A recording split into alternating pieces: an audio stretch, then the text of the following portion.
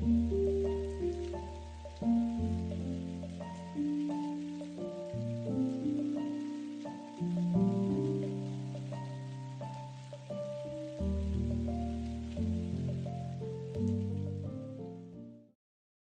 going on, everybody, and welcome back to the CCS. We are here for a lower bracket playoff matchup as Theory of Everything takes on DoV Twisted. I'm Rod Chains, joined by Elsa the Queen. How you feeling today going into the lower bracket round two?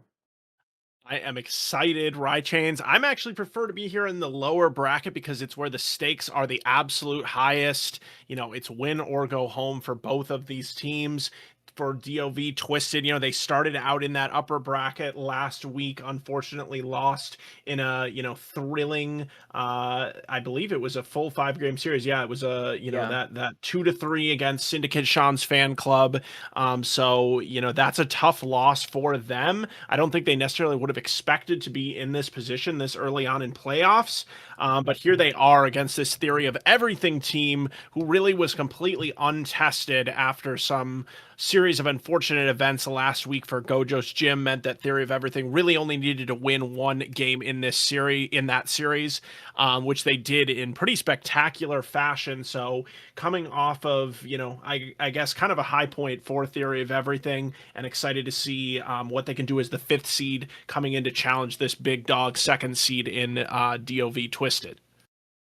Yeah, that's a great point here. Last week, um, there was a little bit of, emergency going on in that Theory of Everything game. So able to take that one without much of an issue. And like you mentioned, cross group battle here as we are into this matchup, 5 versus 2. And I know that we were talking about. I was looking in the chat a little bit earlier, and the calls came out for toe in foe. So hopefully for them, they can take the series in 4. But DOV Twisted has something to say about that.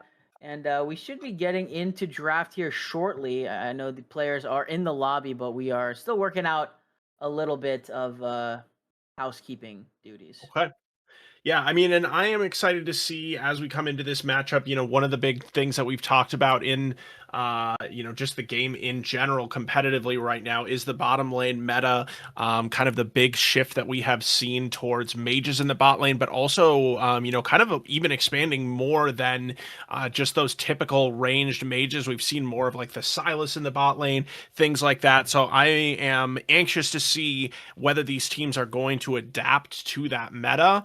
These are not necessarily people who have all day, every day to spend practicing champions out of their typical wheelhouse. So I want to see whether or not that adaptation will come through. I guess for us, right, Chains, the last time that we saw DOV Twisted on the stream, it was all about Ohio Drive in the mid lane. He was Yeah. going absolutely nuts. So this is a player that I'm also, very excited to see here once again on the CCS stream. And it's going to be up to Odysseus on the other side to hold his own in this 1v1 matchup in the mid lane. That should be a pretty exciting one to watch there mid. Odysseus is a player that we've seen on the stream a good bit here, able to play and hold his own in the lanes, and also just a solid, kind of like a rock for this Theory of Everything team where, Odysseus will be fine. And we know that they do like to play through JP to boss in the top lane and also through Caxi. So this top jungle for Theory of Everything is going to be very impactful in this game. They're going to try and, work through that if they can.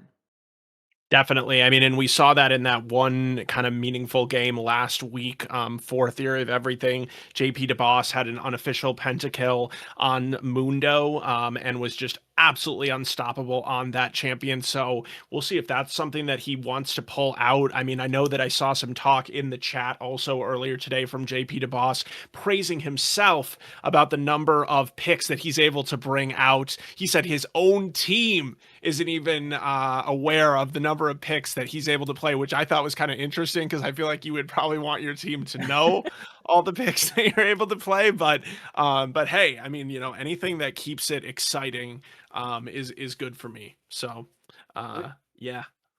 we love a little self suck here in the CCS. That's always that's always good. We Okay, so we have gotten word here now that we have a 5 minute delay because there was a organization issue with the rosters. There wasn't a legal sub that came in. Legal, sorry, a legal sub that came in, and they're given some time, a little bit of time to scout out before we get into this draft. So all things are okay, in terms of rules and stuff like that. And there we go. We just got our last player into the lobby, so we should be getting in soon there. But we talked about last week. The matchup was a little bit maybe unorthodox in at least how the series went. I wasn't here, but I guess, you talked about the top jungle from that first game. Is there anything else of note that we can look for from Theory of Everything today? The other thing that was impressive from Theory of Everything in that series was actually their jungle support synergy. We saw a ton of roaming around the map happening from Daigen alongside Caxi, and that's something that we've seen in League of Legends at large recently as well, right? Like with this bot lane meta shifting over towards those mages who are totally fine sitting by themselves. There has been a lot more support roaming, and so when you have one support roaming around the map, it's always very imperative that the opposing support does the same thing. So I also think that jungle and support synergy is going to be really big. I know that Caxi, at least last week, and I think in general, kind of when I've watched him as a jungler, does skew himself towards those, early game ganking options. And so I expect that will, kind of be the same here in this one. We saw an Amumu in that first game from Caxi last week. So again, just kind of those champions that can impact the game early on, both in the support role as well as the jungle. And specifically, like in support champions, when I was looking at, just revisiting the champion pools here, the champion that Daigen played in that first game was Blitzcrank, which is also the main champion for Panda as well. So that's a kind of a not a typical pick that we see in this meta with Blitzcrank, but it's something that could be something to watch in this game. Obviously, will only come out in one of the games because of the Fearless draft, but just kind of looking at those like hook champions in general that are so strong early, roaming around the map with their junglers. That's going to be the biggest thing for me to watch. And on the other side, we know that Panda likes to roam as well here. So Right. when we saw DoV Twisted on the stream, Panda was on a Nautilus in a game, and there was a play where he flashed over the mid wall, under the tower. That was pretty exciting. And then, but also just a lot of roaming plays, with, I believe, Smoke is their jungler. DoV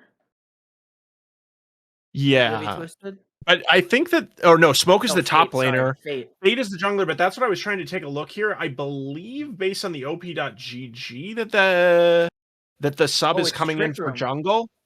Yep. Yep. So that, Yeah, Trick Room. okay. So again, I Trick mean, Room changed their name to Flock. when we're talking about that jungle and support synergy, I mean, when you're coming in with a sub, it is a sub that was previously added to the roster, but we have no idea how much they've actually been able to, practice together. And so, especially this being what seems like maybe sort of a last minute change here potentially for DoV, another big thing to watch here. Looks like there's a lot of Shyvana, a lot of also Rengar, which is not something we see a lot of in competitive necessarily, but would be pretty exciting to see. So we're finally into the draft here, and we'll get some of those answers that we have been looking for. Right, bans have started here. Ezreal taken off the board by DoV Twisted. Nautilus taken away from Panda in that bottom lane. I mentioned that a little bit earlier. And Blitzcrank as well. So, wow, two early support bans for Theory of Everything just shows how scared they are of Panda on these aggressive champions. Yeah, and also obviously just taking a look at that op.gg for Flock, they want to right away get rid of the Shyvana. They also wanted to use this first pick to take away something that we talked about as being incredibly strong last week for ToE. Yep, and then on the other side, DoV as well, taking away some of JP to Boss's champion pool there. Mordekaiser and Yorick. All through the season, we've seen what JP can do on these split pushing champions like Yorick. So, not going to see that in game one, but we will see Smoke on the Mundo for that one. And then on the other side here, a couple AP mages locked in with the Mel and the Seraphine. Yeah, and Mel is definitely a flex pick here, but just is really, really strong in the bot lane, really strong against those engaged supports in general. Most all of them have some sort of projectile that she is able to, just reflect back using her W there. So I like these picks early on, and I mean, it just reflects kind of some of the changes that we've seen throughout the meta just in this split of CCS. We saw a ton of first rotation Seraphine alongside the Ashe earlier on in the split. Now we probably wouldn't even think about that because those immobile carries like the Ashe just don't nearly have the strength that they had earlier in the split. And so, yeah, I mean, we're kind of flying through these picks here pretty quickly, though. Teams feeling uh, pretty confident. Ohio Drive in particular was so good the last time we saw him on this CCS2 stream on the Silas. So could potentially be going there, but there's also lots of flexibility here with it potentially going to the jungle or not even picking it at all. Okay, so Leona and Varus is the lock-in here for DoV Twisted. Whoa, snap pick Garen for JP to boss. That's a I fun mean, one. he's a Garen main, and also has tons of that Mundo mastery. So if they feel like that Mundo is going into the top lane, it would make sense for him to make that pick now. They already had two bans against him, as you pointed out, right chains in that first round, so they wanted to protect that matchup for JP to boss and prevent two additional bans from coming through, top lane bans from DoV.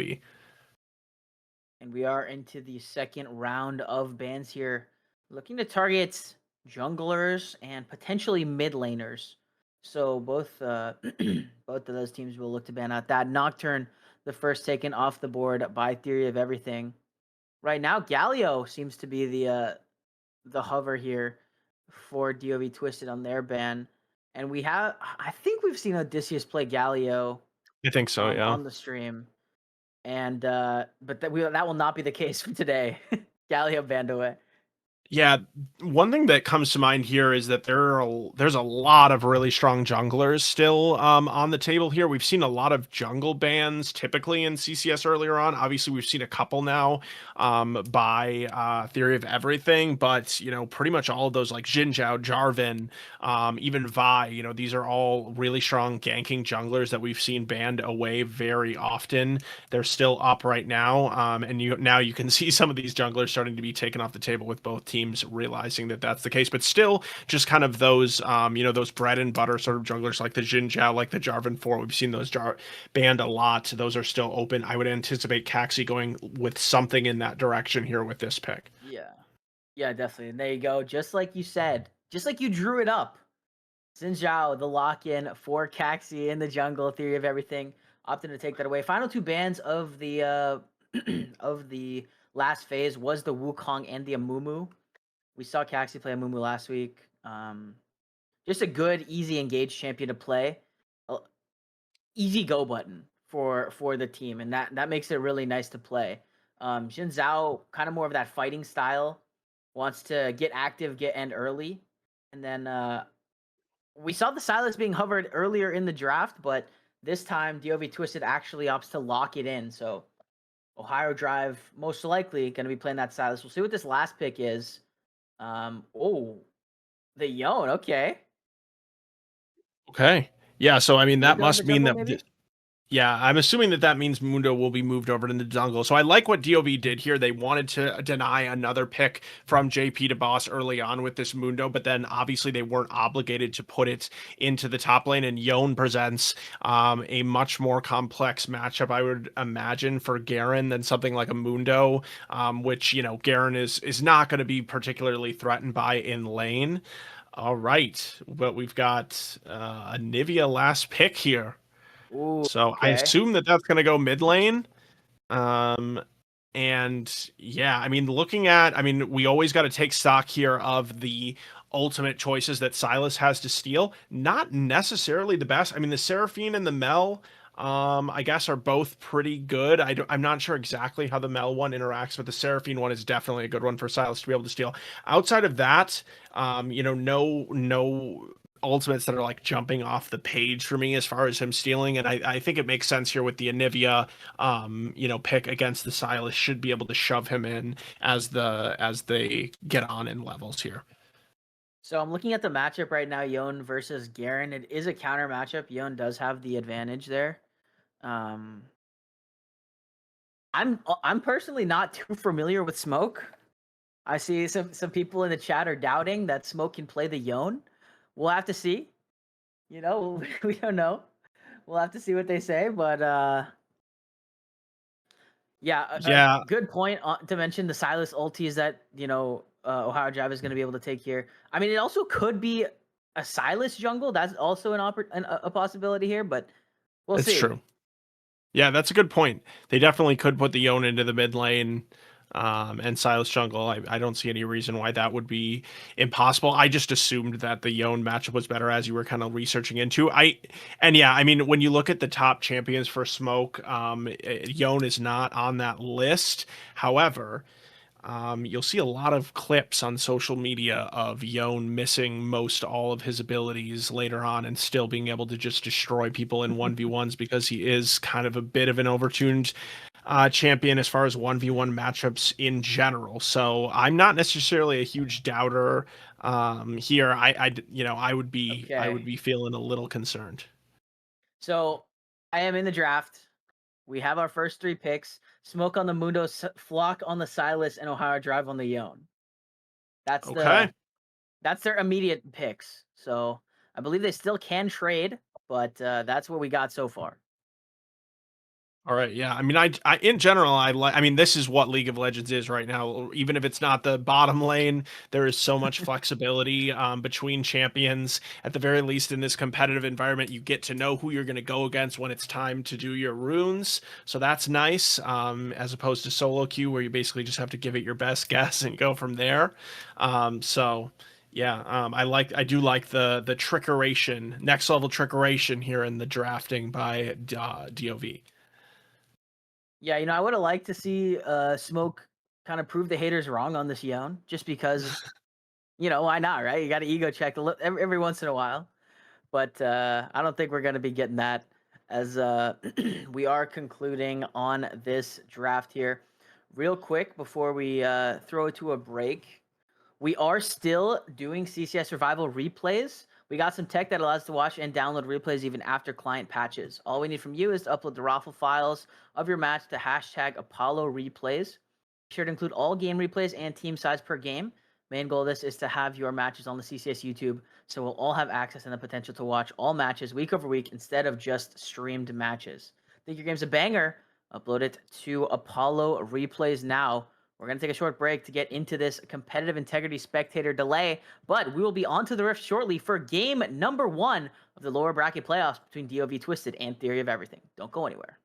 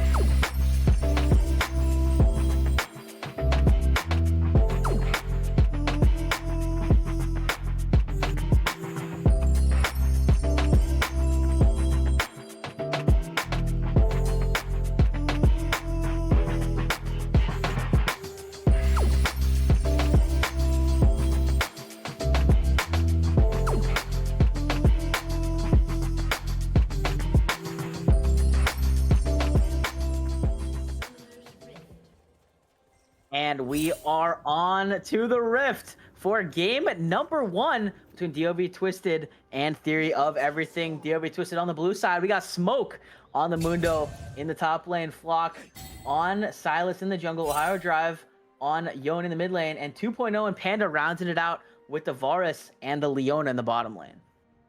On the other side, we got Theory of Everything, JP DeBoss on the signature Garen top lane, Caxi on the Xin Zhao in the jungle, Odysseus with Anivia in the mid lane, and Alex and Daigen on the Mel and Seraphine Terrorism bot lane. That is a bot lane that I do not want to go up against in my games, especially, you know, for Varus, who is this immobile carry, and it's going to be up to 2.0 to have those fancy feet in the lane, because if you get hit by one of those CC, especially by the Seraphine here, you are definitely going to get chained, and by that time you've probably hit the execution threshold for Mel. So that is going to be something to watch out for early on in this lane. You can already see, you know, in that range versus melee support matchup, the bot lane for DoV getting zoned off of these waves early on. And especially Leona, you know, a pretty weak level 1 champion if you can't get in. Yep. It's a little bit rough here. They're taking a lot of damage in this bottom lane. Both of these junglers starting on their respective blue buffs. So we're going to get a mirrored clear here as Flock works down and Caxi works up.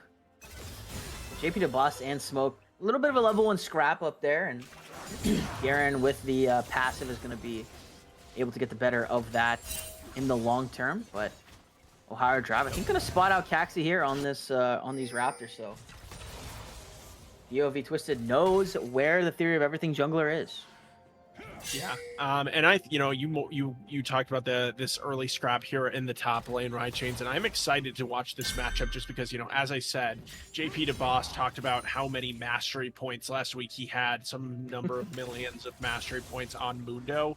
That does give you the intel onto how to play against a champion just as much as, you know, it does playing that champion itself. So now on another champion that he has lots of experience on here in the Garen, we'll see what he decides to do in this matchup. He does take the early recall right away and goes for the cull, which is going to tell us that he's not really trying to go for any kind of all-in early on here, but he did take the ignite, so has indexed into that laning power early on. Yeah, and with the cheater, you can see about a wave up as Smoke is going to push that wave in. JP DeBoss should be able to pick that up and be okay, but a little bit of a freeze setup in this bottom lane for Theory of Everything, and this is going to make it so hard for 2.0 and Panda to play here, especially if they can hold this freeze for a while. Yeah, they've done a great job so far on the side of ToE of manipulating these bot lane waves, because of course we saw them zoning off, you know, that a lot of that farm from 2.0 early on, but then they still were able to get it to crash back and prevent any risk of a gank, even with Flock coming down onto this side early on. Not something that they needed to worry about, being pretty much underneath their tower. And so, you know, as you said, now they are only up about 6 CS right now. Blocking this top lane, JP has to burn the flash. Smoke's gonna press Ghost as well here. We'll see if they can get him. A briefcase to the back and a hit to the back of the head will do it. First blood going over to Smoke. Yeah, it's unfortunate that he blew the flash there, because, I mean, seemed like maybe he would have been able to get out alive, but he was clearly dead either way, so expends the flash for nothing, basically, early on in this lane, which is, I guess, tough for the Garen. Definitely going to be nice for the Mundo, because, I mean, there will be a point here where the Mundo is very, very difficult to kill in the 1v1 for JP DeBoss. So we'll see how he kind of decides to play things out from here, but that could be kind of a rough thing for the Garen, at least as far as this laning phase is going to be concerned. He will prevent Smoke from recalling initially, but yeah. And as of now, the dragon. Oh my god. Yeah. Well, he's not going to be. I mean, using the ignite like that, like, he's not. When is he gonna get another chance to use the ignite like productively anytime soon? It's pretty unlikely that he would. So I actually like this move from JP DeBoss, forcing Smoke to stay in the lane here. Oh man, but Smoke has ticked 6 here, running down JP, but Caxie's in the area for backup, so JP not too worried. Smoke's gonna be able to push that wave out. Does have the teleport to get back into the lane. Um, so JP's just gonna shove that in, try and get the that TP out of Smoke, and then take a recall for himself here. First dragon of the game has spawned, and it is the Mountain. Taking a look at the mid lane here. 2-wave lead for Ohio Drive in the mid lane. But Odysseus is pretty content to just kind of farm out and scale into this game. Maybe one of those champions that can be a problem the later you get into the game. Just wants to farm up and be a big problem in the late game. Yeah, and obviously it gets much, much easier for her to farm now that she's ticked over to the level 6. So now is the time that, you know, from now on, we will expect Anivia to not have any issues with last hitting and holding this wave, especially once she can get a little bit more mana. Axie here. Wind becomes lighting's not going to connect, but Fate Sealed finds 2. Ohio Drive looking for something here as Flock is in the area as well. Crescent Guard is going to try and buy some space as Caxie has to burn the flash to get away. No mana on Odysseus, so Theory of Everything can't do anything here as Ohio Drive looking for more, dashing forward under the tower. Not going to be able to proc that egg for the time being, but a win overall in that 2v2 for DoV Twisted. Yeah, I mean, a great ultimate by Ohio Drive, and that, I mean, if he can continue to hit ults like that as the game goes on, I would be very, very worried if I was DoV Twisted. And, you know, we talked about how Ohio Drive, you know, we know how much he can do as far as taking command of these games when he has the agency to do so. Yone is a champion that can absolutely get to kind of that 1v9 status in the game. So far, his farm has been really, really strong. He's picking up the resources he needs to be a powerhouse in this game and sort of, you know, be the leader that DoV needs in this series. So I am excited to see how he continues to progress, you know, throughout this matchup and throughout this game. Definitely a lot of eyes for me on the Yone here. And yeah, that, like, as you had already mentioned, the first dragon going over to DoV, so they do have pretty firm control, I would say, of this game so far. A little bit behind in that bot lane, as we mentioned, but, you know, haven't necessarily, it's not like a level of, it's just a level of lead that we would basically expect from the Mel and Seraphine into this matchup early on. Now that we're at a point where this Leona is unleashed, roaming around the map a little bit more, that's when she's strong. Here we go as they're looking onto Caxie here. Exhaust going to tick down, but Daigen's also in the area. Panda could be in trouble here. Going to have to burn the flash to get out of the stun. His Flock now goes in, takes the Encore. Let's see if he can find one. He finds one on it. Re-engage comes through from Pandas. Ohio flashing forward. Daigen's gonna fall. Caxie and Odysseus trying to fight it, but a 3-man stun is huge from Odysseus. No mana on the Anivia though, as Caxie taken low, gonna get taken down here, trying to go back in. Will find one, traded back. As Fate Sealed again connects, a double kill for Ohio Drive. Odysseus running for the hills with no mana. Will be able to get out for the time being, but man, it is looking brutal as here we go into this bottom lane. Alex in 2.0 looking for it here, as the Chains of Corruption will be flashed away. No mana on the Mel. And the Cleanse burned by 2.0. Back in the top lane. Oh man, back in the mid lane. More fighting. We're fighting all over the place here. Odysseus does have the stun and it is proper, but these grubs are not long for the world. DoV Twisted gonna secure those in this top lane. Yeah, and the kills going exactly where you want them for DoV here as we take a look at this replay. Panda Boat, you know, looking at first what seems like a little over aggressive in this 3v3 fight, but then once Phlox shows up, able to hit that stolen Seraphine ultimate, and from there it is pretty much curtains on the fight. Caxie does do a nice job of at least being able to pick up the one in response. You can see being able to pick up that healing to survive just long enough, but we're definitely going to be we're definitely scared of what Ohio Drive is going to do here. Already completed those tier 2 boots immediately. I would imagine that he's going to be going for the Blade of the Rune King as his first item, given that he picked up the Vamp Scepter first. But we'll have to see what he decides to complete. I think that he has a decent amount of gold in his inventory right now as he heads back to the base. Yeah, about 1,700 gold in the inventories right now. Picking up 2 kills in that play is going to be huge for Ohio Drive, a player who we've talked about already so much in this pregame. How DoV Twisted relies on him to be the guy. Next dragon of the game will be in about a minute and a half. And it is the Cloud. So no Cloud or Mountain Soul in this game number 1. A 600 gold lead for DoV as we approach the 11-minute mark here as JP the Boss and Smoke still scrapping. JP does have the Executioners calling us. Oh, here we go into this bottom lane play. Alex is in trouble. Does not have the flash to get out and will go down. Panic gonna take the kill, but Lick Block on the other side. Encore's gonna hit onto 3, but Caxi trying to fight back, flashing over the wall. As Flock will follow. Odysseus now in the building, gonna get aggressed on. Flock looking for it now as the knockup comes through. Caxi back into play as Flock is taken really low. Gonna go traded back. Odysseus flashing over the wall as well here is 2.0 looking for something. Gonna find it and pop the egg. Ohio Drive in the building now. Another 2-minute fade sealed from the Yone. Does he miss? I don't think so. That is very dirty there.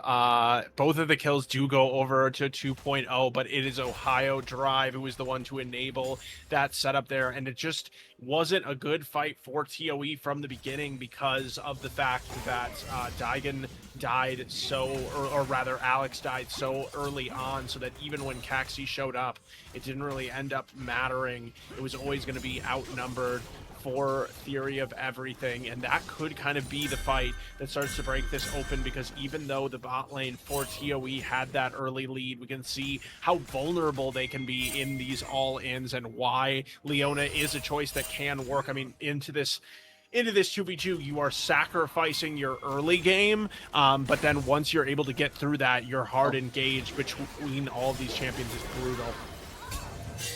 Oh man, Odysseus walking into the river, gets caught out and just goes down. The 3-stack from DoV Twisted is just too much to handle right now. As we go into this top lane, Demacia, not going to be enough here. Ignite's going to be taken down. Both of these top laners burning their ultimates. The dragon goes over to DoV Twisted. With that, the Hex Gates activate on the Rift. We got a Hex Tech Soul. Yeah, and yeah, I mean, this is just, it definitely looks a little bit rough. Ooh, okay. Very aggressive from JP to Boss, but it seemed like he had a plan. No, Caxi, don't do this. Ohio Drive looking for Caxi under the tower. Oh, a nice stun by Odysseus. The wall comes through. The shutdown is going over to Caxi. All right, I doubted you. That's on me.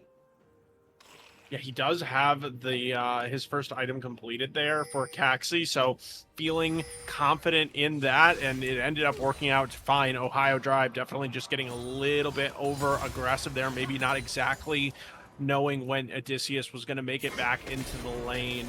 But I mean, one of the things I was gonna touch on here is that on the other side in the jungle, Flock coming in as a sub has had great pacing so far in this one, really just keeping things moving, has ganked into both the top, bot, and mid at this point already. 13 minutes in, has been able to find success in all 3 lanes for DoV, which has been huge for them. And, you know, at this point, there are really no lanes that TOE are winning, I would say, even though there is a bit of a CS lead there, about 20 CS up in the bottom lane, going to be pretty much equaled out by the kills. Leona, unfortunately, picking up 3 of the kills so far, but she is going to be very tanky early on, already having her first item completed as well, able to provide a little bit of additional shielding in these fights. So the amount of CC when you look at this DoV team composition is really overwhelming. Once they're able to land one, you know, I mean, I talked about it for the bot lane for TOE, but the same is true for pretty much the entire team of DoV. You know, they have that Leona engage into the Varus ultimate, or Varus ultimate first, whichever way you want to like it, and then the knockups from Ohio Drive, the ultimate as well from the Yone, and the Silas to follow up there as well. So once they lock one person down, it's going to be hard for them to survive for TOE. Still just is a 1.4k gold lead, so definitely nothing that's impossible to overcome. But in particular, this Yone is just really, really scary because he will scale incredibly hard. Just 1 item completed so far. We'll see what he decides to do next. JP in trouble here. Exhaust going to be taking us Flock and Panda Boat in the area. Ultimate gets taken away as the Solar Flare connects. It is proper. Demacia and Justice gonna get brought back down into the mid lane. Odysseus gonna get that egg popped. Ohio Drive gonna take that tower as well here, and this is in trouble here. Oh, Fate Sealed goes wide, flashing over the stun. Ohio Drive looking for another solo kill. Is in this bottom when we go. Shutdown goes over to Alex. Caxi will fall from the tower as Smoke teleports down into this bottom lane to see what's good. Across the map, a 3-for-1 in favor of DoV Twisted. Yeah, and I mean, Yon doesn't even need to necessarily hit the ultimate in order to get the solo kill. Did end up having to expend the flash instead, but that just kind of goes to show the amount of power that they have. They have already taken down this mid lane turret as well, as Leona was diving under the tower. As we go into this replay, but now we get to see what happened into this bot lane. Nice layering of the CC there onto the Varus, but unfortunately, Caxi still going down to the turret, so I don't even know if you would count that one as worth or not. Just now both of these top laners in the bottom side here. Oh man, Panda looking for Odysseus. This gets caught here. And Panda's taking low. It is numbers advantage for Theory of Everything right now as the Herald spawn into this top lane. That top lane tier 1 will go down as Ohio and Flock are in that side of the map here. Caxi, the lone defender of the top lane, gonna get knocked up by the Rift Herald. Could be in trouble here. He's under the tower. Abscond of Duct is true. His ultimate gets taken away. Knock up under the tower. Flock's taking a lot of damage. Has to flash out to safety as Odysseus now joins the party. Caxi on the re-engage. What do they have? As JP looking on a flank here. I think Theory of Everything wants to force this in as JP. Oh, my bad. Okay. A little bit ahead. I was off. That's my bad. It's all good. You know what? There's so much action going on around the entire rift that it doesn't really even matter. You know, they're all running at each other at once here. All right, here we go. Well, now I was in the future. But now you can see that display, they went into the top lane here. And Theory of Everything not able to get anything off of that, which is a little bit rough. Yeah, they are, they're definitely trying to manufacture numbers advantages around the map, but it just is not happening for them. And now, after that usage of the Rift Herald as well, we have multiple turrets down, taken down by DoV. They have expanded their gold lead over 4,000 gold. Third dragon already up here, and it would be the opportunity for DoV to get onto Soul Point if that's something that they want to prioritize. We've got the Rage Bait. All right, here we go. Hold on, dragon spawning here. Let's play with the Rage Bait. We'll get to that after this play.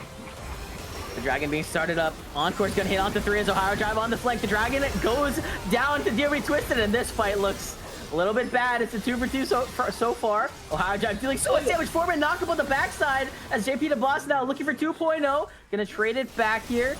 Theory of Everything getting the better of this fight for the time being as Ohio Drive will fall. Caxi on a killing spree, and that's a 4-for-1 in favor of PoE. But look at this top lane here. Smoke on the inhibitor tower and the dragon going over to DoV Twisted. Smoke's gonna be able to just take this down here. Does not care about JP the boss yet. Gonna burn the ultimate to try and run for the hills here. I think JP does not have ultimate, so I don't know if he's gonna be able to catch this Mundo. And he doesn't have Ignite either. Doesn't have Ignite. Smoke trying to fight it back. Taking it pretty low. I think gonna be able to pick him up now here as JP with the spin to win. Will find the shutdown. Okay, let's get back to that. Let's get back to that Rage Bait. Play says Ohio Drive is looking like Poseidon right now, the way he is expletiving Odysseus. I guess the Odyssey Spoiler. in theaters now. Christopher Nolan, he did it again, I guess. I haven't seen it, but...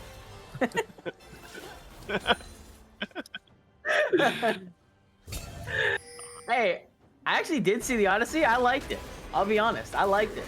It was 3 hours, but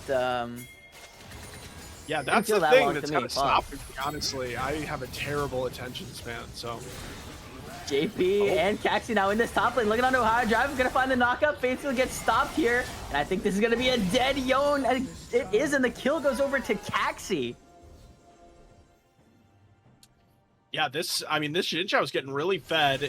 He is going for, you know, a pretty aggressive build here so far. So it is going to be on Caxi to be, you know, really doing a lot of work in these team fights. They want to just keep it man. going here. This could be another pick here as Panda is going to get knocked up, rooted.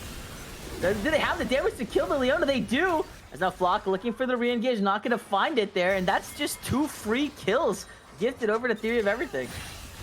Yeah, I mean, it is time to start talking a little bit about the scaling here from TOE, because they have pulled this game now within just about 1,000 gold. And, you know, they have this Anivia, whose Rod of Ages is stacking up, as well as the Tier. You know, also even the Mel as well has 2 items completed. So this is something to kind of think about, especially Anivia is a champion that just does an excellent job of stalling out games as long as she possibly can by, you know, moving around and clearing out these waves. So DoV, it seems like maybe they had a little bit too much confidence here after this big early lead that they were able to pick up. Oh my, Flock aggressive here, gonna get taken down by the Mel ultimate as Caxi flashing forward, gonna get the flash out at 2.0, as we'll see if they continue forward. Caxi taking low, taking the arrow to the dome. Will be okay for the time being. And just, again, another kill, donated over. Yeah, I mean, it is 12 to 12 in kills, less than 1,000 gold lead here. The base is opened in the top lane, but that can also, again, be kind of a good thing if you are able to get someone up there consistently to clear the minions, because you're not in any danger now. Like, if you're Odysseus going up to this top lane to clear out this minion wave, there's no way that DoV can really kind of run any kind of aggressive play in that direction. And further, if Ohio Drive wants to stay up there, he's constantly putting himself at risk, you know, by being that far up, which we saw just moments ago, is trying to take something back by, you know, picking up some of Caxi's jungle in his spare time up there. But this is just something that, you know, I think it's a really nice job by TOE of still staying locked into this game and, excuse me, you know, not giving up. They are staying locked in here and taking a look now. The gold lead right now is 1,000. It is worth noting here that DoV is sitting on Hextech's soul point here. That would be quite annoying for Theory of Everything if they're able to pick it up, but DoV Twisted has played a strong game for the time being. A little bit of inting here and there, but who doesn't love a good int every once in a while? Ohio Drive in this top lane, trying to break this inhibitor open. The dragon spawning in 10 seconds here. We got 4v4 in this bottom side river. Ohio Drive has the TP. So does Odysseus. I think both of those players are going to be coming down to this dragon which has now spawned. What can Theory of Everything do? Can they kill this Mundo? No flash on Varus, no flash on Ohio Drive either, or Flock. See what they can do as Ohio Drive aggressing forward. Panda goes in, finds one. The Solar Flare is going to be in. Look at JP on the backline though, finding 2.0. Encore's going to hit onto 3, and that's pretty big here as Alex running for the hills. Gets the ultimate off as Caxi is a problem. Fighting 1v2, takes down one, takes down the second. And it's a 4v2 right now, but Smoke is still alive. Ohio Drive is also alive, but not for long as Ohio Drive falls. Now it's Smoke versus the world. What does the Mundo have? Mundo goes where he pleases, but is it enough to take down the team? No, as a double kill comes through for Odysseus, and that's a 5-for-2 ace in favor of Theory of Everything, and they're gonna delay the soul point. It looks so rough at the beginning of this, but Caxi is so huge on the Xin Zhao, and the amount of healing that he has coming through with the Dusk and Dawn is just really, really deceiving, as he's able to easily 1v2 the enemy bot lane, and from there, they are able to, you know, basically just stall out the rest of the fight. Seraphine doing a nice job of hitting multiple members with the Encore, and also getting the healing to keep everyone alive. And, I mean, also even the Anivia as well, you know, Ohio Drive trying to jump onto onto Anivia. She doesn't die right away, and then from there, she just is able to constantly pump out the DPS in a way that, you know, not many mages are able to, as long as she's able to keep that ultimate going. And yeah, I mean, incredible job there from ToE. They prevent the soul from coming through, which is very, very important. You know, so they're able to not only live another day, but they've actually taken the gold lead in this game. So ToE, I don't know if I fully feel comfortable saying that they put themselves into the driver's seat, but I mean, I guess that they have at this point. For the time being, I mean, hey, there's still a lot of game left to play, but now ToE feeling strong here. You know, Ohio Drive on this Yone was so strong, and now there's 2 players on ToE who have more gold than him. So, a little bit of some misplays here by DoV Twisted, but nonetheless, the game goes on. JP the Boss is in this bottom lane now to mess with Ohio Drive. Gonna get knocked up and taken down here. The ultimate's gonna come through, and oh man, this does not look good. JP the Boss gets fired as Ohio Drive finds the solo kill. Yeah, I mean, Yone still able to flex his muscles, extremely strong still in this one. And they are gonna, ToE still just wanting to control some of the vision around the Baron. There is still a sneaky ward in the Baron pit there for DoV, so they know that, you know, Baron has not been started, but just trying to kind of threaten in that direction, knowing that Yone was previously on the bottom side of the map, has now moved himself up here to the top side.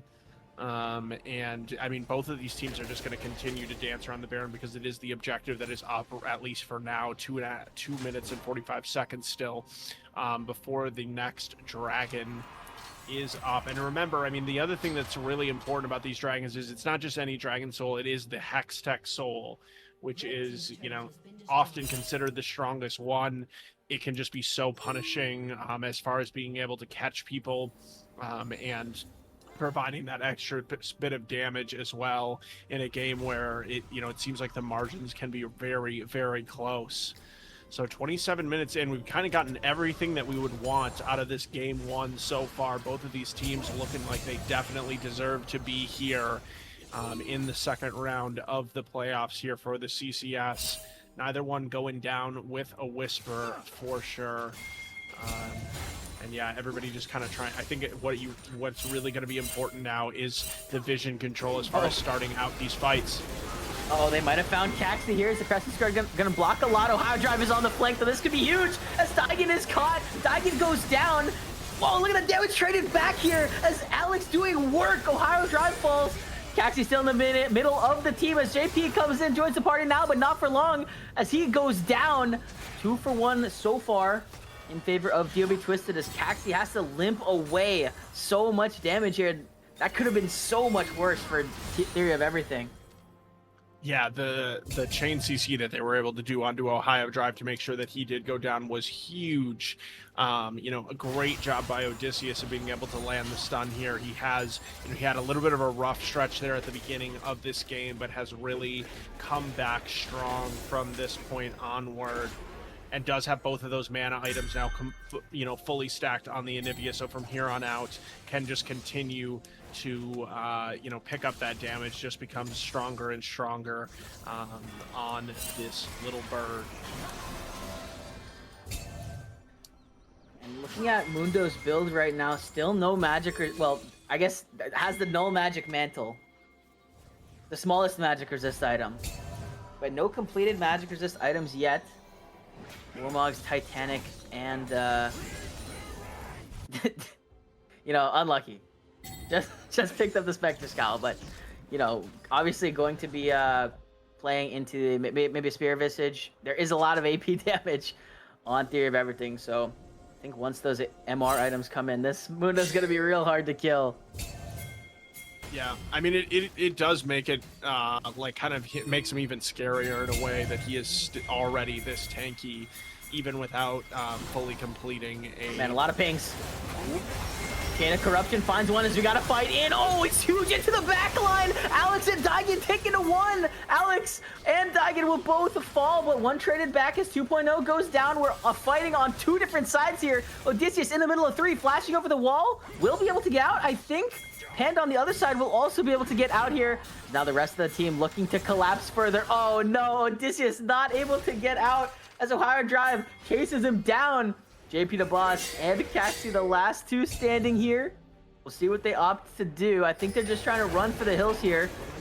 As Flock finding the engaged. Blast code straight into smoke. Oh no, Caxi though. Here we go. Caxi versus Ohio Drive on the other side. Caxi should be able to get out. Not gonna get knocked up. The smoke now chasing him down. That's a big moon though, and he does so much damage. I don't think Caxi wins this. It's it gets the win, becomes landing and dashing over the wall. Thank you, Chickens, for the escape route. Yeah, but in the meantime, the soul goes down, and so it will be the Hextech soul for the side of DoV. Caxi staying alive is really important to, continue to have that smite threat, so they're not just able to freely go over to start the Baron. But it is a big win here for DoV to be able to pick up that soul. Oh man, Ohio Drive in the middle of three here, trying to just make the hero plays, but there's the fourth, and Ohio Drive will go down. Shutdown goes over. But look at the map. On the other side of the map, Baron is being taken by DoV Twisted.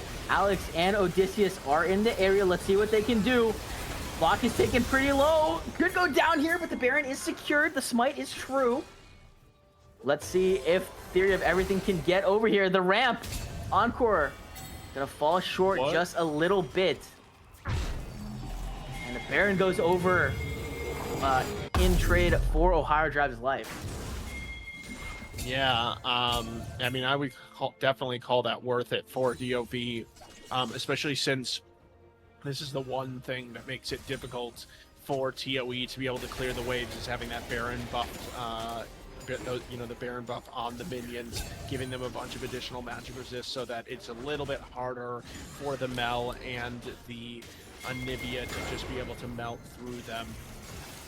And so, yeah, I mean, we'll see what kind of sieging capabilities we have here from DoV coming off of that one. They've done a great job of making use of cross-map plays and just, immediately responding by moving over to that Baron when Ohio Drive goes down, as we have another Rage Bait redeemed in the house.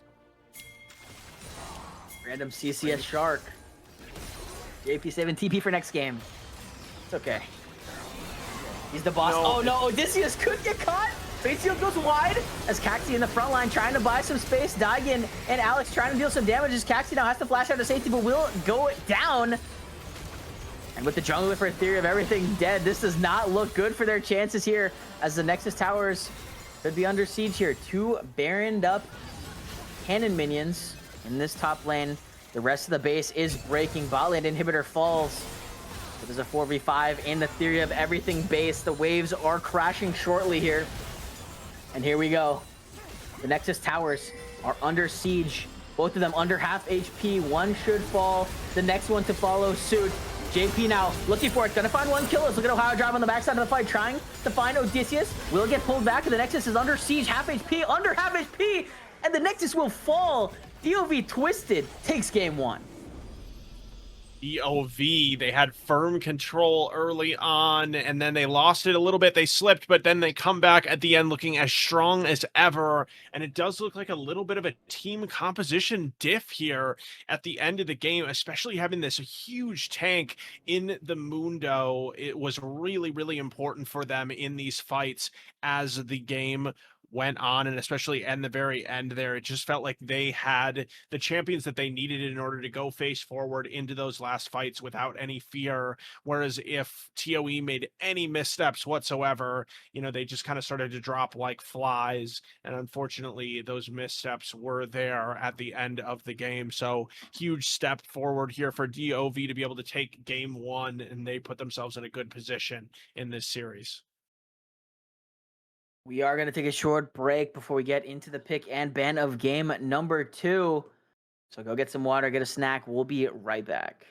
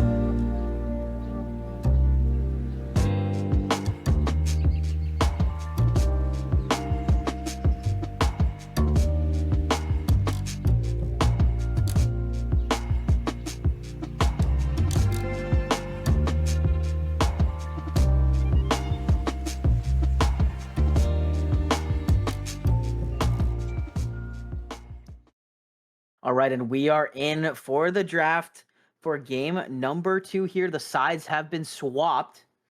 So we got Theory of Everything on the blue side, DoV Twisted on the red side now. Same bands so far. Theory of Everything taking away the Nautilus, the Blitzcrank, and the Shyvana. And DoV Twisted taking away the Yorick, the Mordekaiser, and the Ezreal. So same things we saw in game number 1. This time, Theory of Everything with the first pick, going to go for Victor in the mid lane.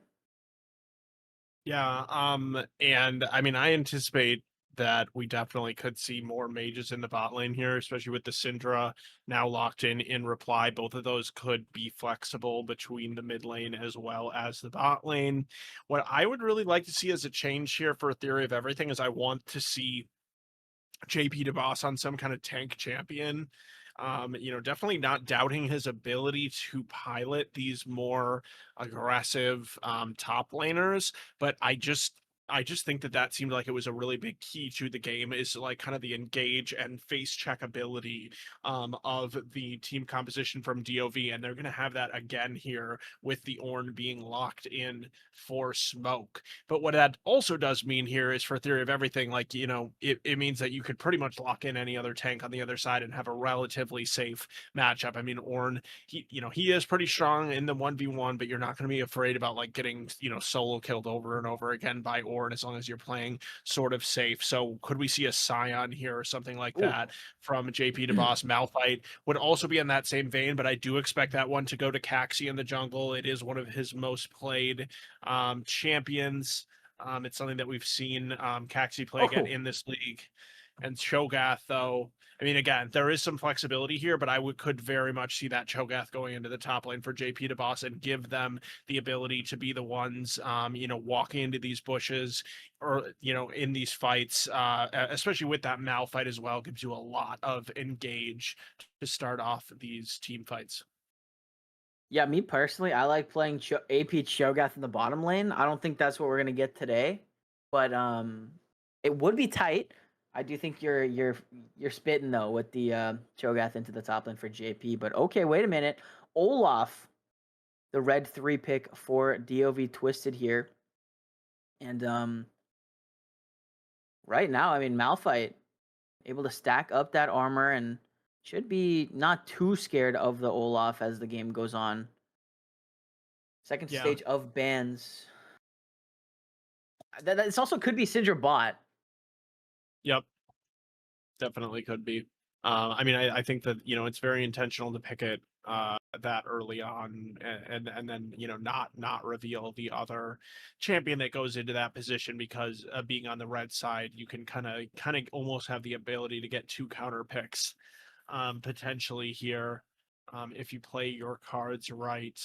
As yeah, lots of as I was kind of gonna expect here, we're gonna see more bans coming out into the bot lane. One side, the carries being banned out by DoV, whereas the support's being banned away by Theory of Everything. And I'm assuming we're going to see some kind of support pick here locked in for DoV. Probably not going to save that one for their final pick, at which point it'll be up to, oh, okay, maybe not. Maybe we will see. Could be orange support, you never know if things went totally crazy, but it would be interesting to see this Sivir locked in. Yep. Yeah, I don't hate the Sivir at all here. When you have a lot of frontliners, while we were Nope. gone, whoa. Okay. The entire draft changed. The It's entire actually draft game 5. 3.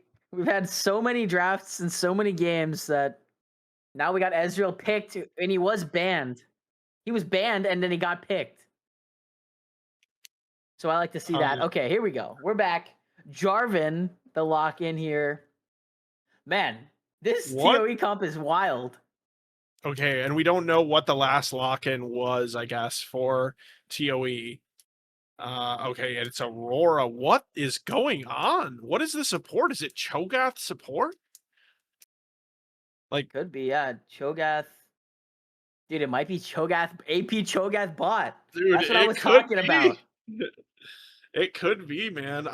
Okay, so I don't have it. What we saw before we went out of this was the Sivir pick. I don't have any issue with the Sivir pick. I think it makes sense here, but I just think it's very interesting that DoV decided to save their last pick for support, and then they go with something with the Renata Gloss, which is not. It's not necessarily like a bread and butter support that we see right now. However, when you see at the 3 stack of melee champs in particular, it always signals to me that you should be able to hit a really good hostile takeover very, very easily for Renata Glass, because they're all going to be right into your face. And oftentimes they will all be bunched up as well. So that could be a little bit of what motivates this pick. I think it's interesting because at the end of the day here for DoV, we see a very, very traditional composition. We've got kind of that, scaling AD carry who wants to kite back throughout these fights, and support that enables that. You've got kind of that typical engage with the Ornn as well as the Olaf, who are going to dive into the back line. Whereas on the other side here, for Theory of Everything, is this actually what we know that they've locked in? What we've seen No, on it the has. screen? We haven't. We Okay, haven't I got was gonna into say this the would be like the draft yet. least likely of what I would have expected. I would not expect Jarvan to be the bot lane carry champion. Definitely not. But I think that, yeah, I mean, it seems more likely, like you said, right, Chains, that more and more likely that this Cho'Gath could be going into the bot lane. Maybe they were listening in on the stream or checking out your match history, one of the two, which I recommend to anybody, who has an don't extra second to be doing. So don't look uh, at my match history. Do not look at my match history. It's bad. I did win a uh, game today though. There's a first for everything. so yeah, I mean, I guess my point being, on one side we have just sort of bread and butter, typical, good old fashioned American League of Legends here. I don't know why it's American, I guess, but Because it's and then on the other Ohio side, Drive. just absolute chaos from a Theory of Everything. But maybe that is what they need in this game, in order to kind of get an advantage. I mean, we saw in the game number 1 that chaos sort of favored DoV, at least as far as like the movements around the map, as far as these team fights. They were doing a great job of having pressure on multiple points on the map. So yeah, I mean, it's yet to be seen, I guess, where everything is going to go at the end of the day for the TOE, at which point we will have a better idea of like what some of these lane matchups are going to look like.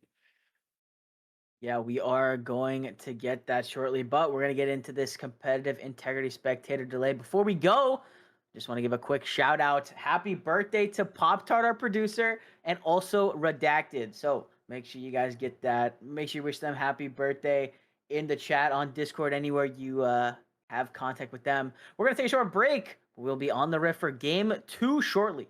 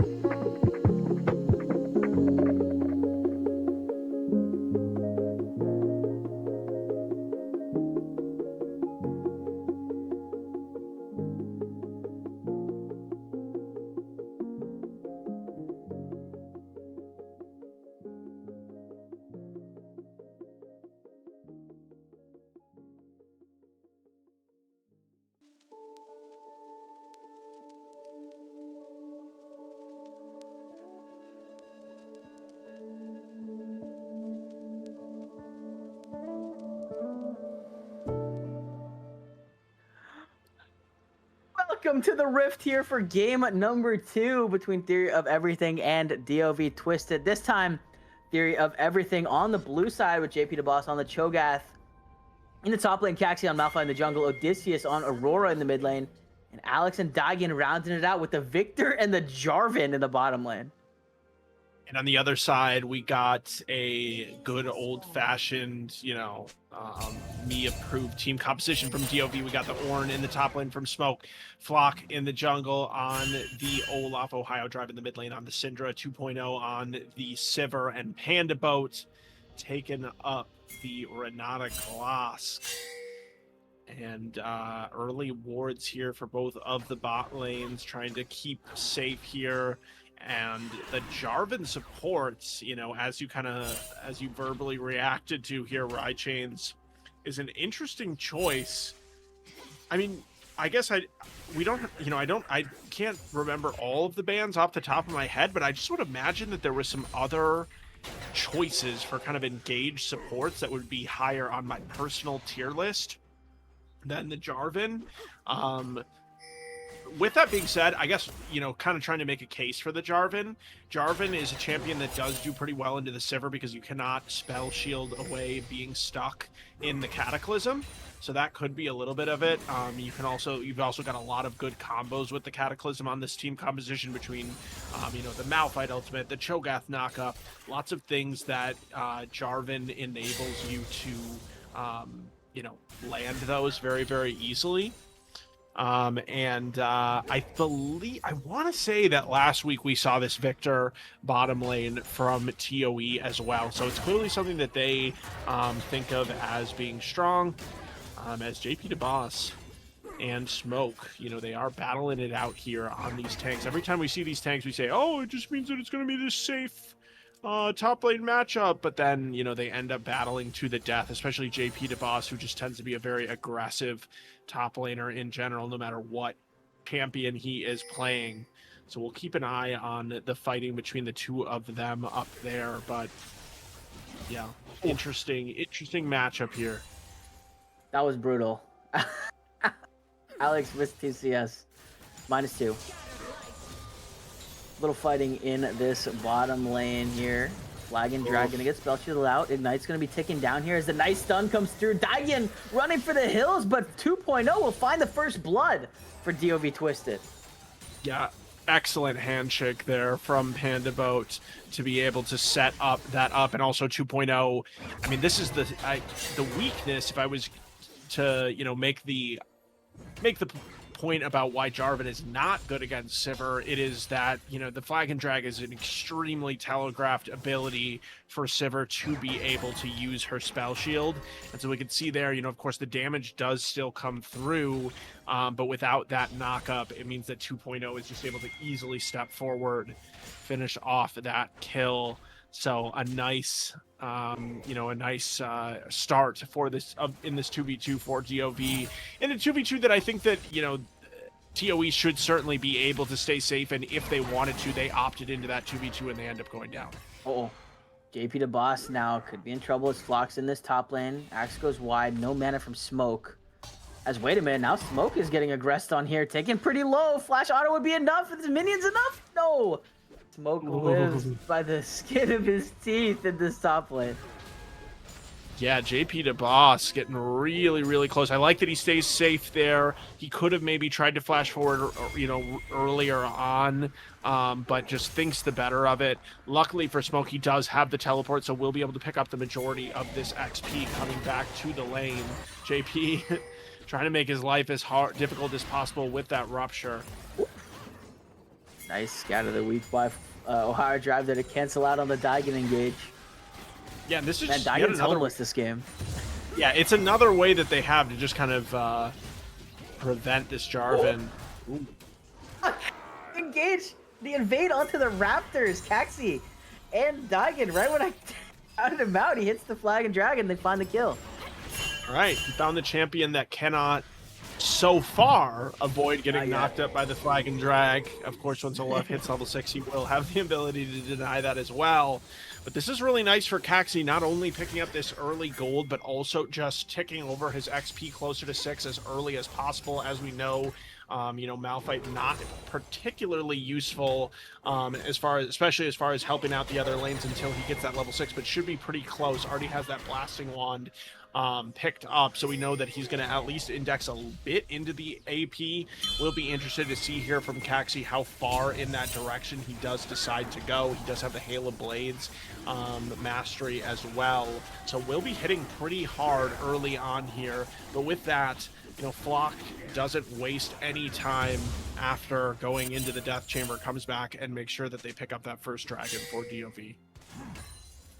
Hextech Dragon, the first one on the table here and secured, so we will not have the Hextech Soul twice in a row. Gold is about even right now as we approach 6 minutes in here. Flock able to pick up that dragon on the bottom side like we just mentioned. There's a lot of magic damage on this Theory of Everything side here. as Ohio Drive could be in trouble here. Flag and Drag connects. Scat of the Week's not going to find any stun, and no flash available on the Syndra. As Odysseus flashing forward, Daigen going to take the last auto and secure the kill. Would have liked to have that on the mid laner, but a kill's a kill. Yeah, it's interesting because it almost makes you wonder if that damage share that you mentioned, right, Chains, is part of the reason that Daigen decides to go for this Jarvan. And Smoke looking for here. Call of the Forge got flashed away. Daigen survives for now. But yeah, I think you're right. I mean, probably Daigen's going to be looking at a little lethality here. Yeah, I mean, I don't see I mean, you're not gonna, if you're building full tank Jarvan support, then you absolutely just should have picked something else. So you might as well, I guess, build AD. I mean, you were just saying, right, Chains, about the power of the lethality Lee Sin support. This is just another take on that same concept of bringing some of these jungle champions into the bot lane. Oh, okay. Caxi going in with the ultimate here as Ragnarok's going to be used. Caxi's in trouble, flashing away. Will get followed by Flock. 1-for-0 so far in favor of DoV Twisted as the stun comes through onto Odysseus. Unleash power is not enough to find the kill. DoV Twisted able to limp out of there with no casualties and just take one for themselves. Yeah, and Daigen just not spending any time in this bot lane after that first 2v2 went wrong. Has just been all over the map, everywhere but bot, basically, since then. This is going to find Ohio Drive here. I think one more auto should be enough to do it, and it is. Ohio Drive falls for the second time this game, but Fuck is still here. And also Daigen is still here. Yeah, no interest in being in the bottom lane at all for either of these supports. Yeah, I mean, and this is what we talked about. I mean, coming into the series before the first game, we talked about how important the roaming supports were going to be. And I mean, hey, I mean, Jarvan, there's a reason why Jarvan is a successful jungler, right? Is that he's really good at ganking the lanes and being able to enable his teammates. So he's just basically doing that same thing, but just from the support position instead. Renata Gloss isn't going to be quite as good at that. I mean, she can definitely try to match some of those roams, but instead she's headed back bot. Oh, as they look on to Alex here, Chaos Storm is going to come down as the barrier and the flash is going to be used by both of these guys. I think it's not going to be enough, though, as 2.0 going to find the last auto and secure the kill for the DoV bottom lane. Yeah, I mean, this Victor is a immobile carry at the end of the day, so nice job again, a nice handshake by Panda Boat to be able to pick up that CC, and then from there 2.0 is able to just kite around the gravity field and make things happen. So 3-3 as far as kills, 500 gold lead here for TOE early on, which is nothing, you know, nothing necessarily to write home about, nothing too substantial. But yeah, I mean, I don't know. I mean, I'm again interested to see, as far as like the engage in these fights, how fast TOE, you know, possibly can burn down here. They are just pretty squishy if you consider that the Malphite is going to be going for AP early on. And so, yeah, I mean, this was kind of some of their problem in the last game as well, right? Is that they just weren't able to last as long in the team fights. And we know that Ornn is going to be able to, you know, last very long. We also know that Flock will have a lot of ability to keep himself up with the, you know, just with the amount of lifesteal and shielding that he's able to gain. So this is something to watch as they're trying to set up some kind of catch here potentially into the jungle, but Caxi is not anywhere in the area, so they're wasting time. Yeah, seems like TOE is okay with just giving this dragon with Caxi on the top side of the map, clearing camps. I think they're okay to just kind of let this one go and be at a 2-0 deficit. I mean, Caxi's taking it back, but I think, yeah, still not enough here. Daigen lurking. It is Shark Week after all. Trying to find blood in the waters as JP the boss in this top lane. Smacking away on that tower. Feeling good. Up 34 CS in this top I was going to lane. say. Wow. He's definitely taken advantage of this 1v1 matchup so far. I mean, we saw him push the Ornn out early on. Okay, ultimate's used onto Flock. Flock goes down here as a hostile takeover is going to find 2. Panda is in trouble now as Unstoppable Force comes in and a kill goes over to Alex. Dragon for 2 is the trade there. And they're looking for a third here as 2.0 trying to clear out this wave to not get Dove. But there are 3 members of TOE in this bottom side. TP's going to come now from Smoke. That should dispel any further dive attempt coming in here, but it will leave JP to boss some time alone in that top lane and potentially even pick up that tower. Yeah. And yeah, I mean, this is just a nice showing so far here early in this game by TOE. They did a nice job of being able to pick up multiple kills on the back of that dragon. It is a 2-0 dragon lead. Early on for DoV, so 2 games in a row they're doing a good job of getting that stacked up early on. And yeah, I mean, JP DeBoss is going to have a lot of pressure on this turret. Only needs 1 more really of those empowered auto attacks onto it to get it into a place where he'll be able to take it down. And I mean, I'm wondering if they're trying to just manipulate the lane matchups here with Ohio Drive coming up. It looks like he's going to get dove though. Yeah, this is so bad for Ohio Drive here. Is going to trade some damage back onto JP. Does have the ultimate available, but this is a pretty tanky Cho'Gath. Has the Heartsteel completed for the time being, but still not invincible. Ohio Drive aggressing forward. Oh, wait a minute. They found Flock. As Flock's going to flash over the wall, Caxi will follow just for good measure here. As the dive coming through, Fornhorn flashed away as the Flagging Drag connects onto Ohio Drive. JP DeBoss taken low. Ohio Drive will fall on the other side of the fight as well here. But now a 3v1. Smoke is the target. Under the tower we go as the tower will get taken down. Odysseus so low, flashing away as Smoke follows in with the auto. It's going to be enough. Daigen and Caxi, do they have the damage to take down this Ornn? The Flagging Drag knockup connects, and the auto from Caxi is true. That's a 2 for 2. 2 for 3, sorry. Flock went down earlier in that play as well here in favor of TOE. As Panda now in trouble. Daigen misses the flag and drag, but I think they don't have enough to get to this Renata. So 3 for 2 in favor of Theory of Everything.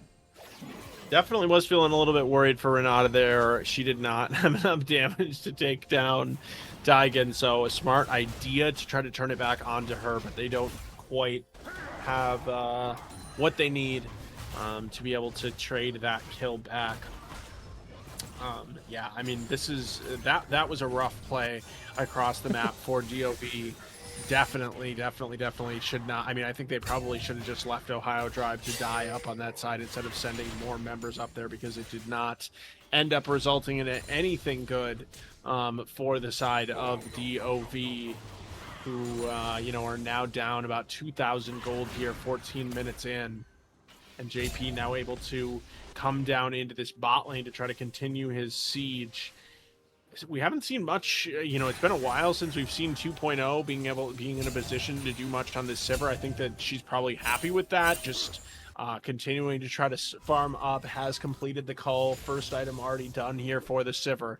So once we get into those full 5v5 team comps, that is going to be the champion for me to really watch here for DoV, because she will have the, you know, enough damage if she can stay alive for long enough to take everybody down. On the other side, Cho'Gath obviously being the most difficult, but if you're just left with the Cho'Gath by the end for TOE, then you're not going to be winning or anything. As the Rift Herald has spawned up here, 55 seconds on the next dragon, and it looks like it's going to be, or it is the Infernal Soul here, so another really valuable soul for them to potentially pick up for either side. Yeah, and this time TOE should be in this bottom side early to gather vision and set up the objective here. Smoke and Odysseus battle it out on the top lane. But Caxi and Daigen already in this bottom side river. With about 45 seconds left until the dragon, they were already here. So, feeling good about it. And it looks like DoV is just going to trade away the Rift Herald for this dragon. So a trade of neutral objectives across the map here. And you know, you mentioned the Sivir. What can Sivir do? For me, you gotta wait a little bit. You gotta wait till about 3 items for the Sivir to really come online here. As the Herald goes down. Dragon started up and will go down as well. On the other side, the Theory of Everything, but that feels nice for them here. In the last game, they were in a position where they were down 3-0 in Dragon, so being able to get that early third one is going to be nice here as they look for Ohio Drive, flag and drag, not going to connect, but Cataclysm will.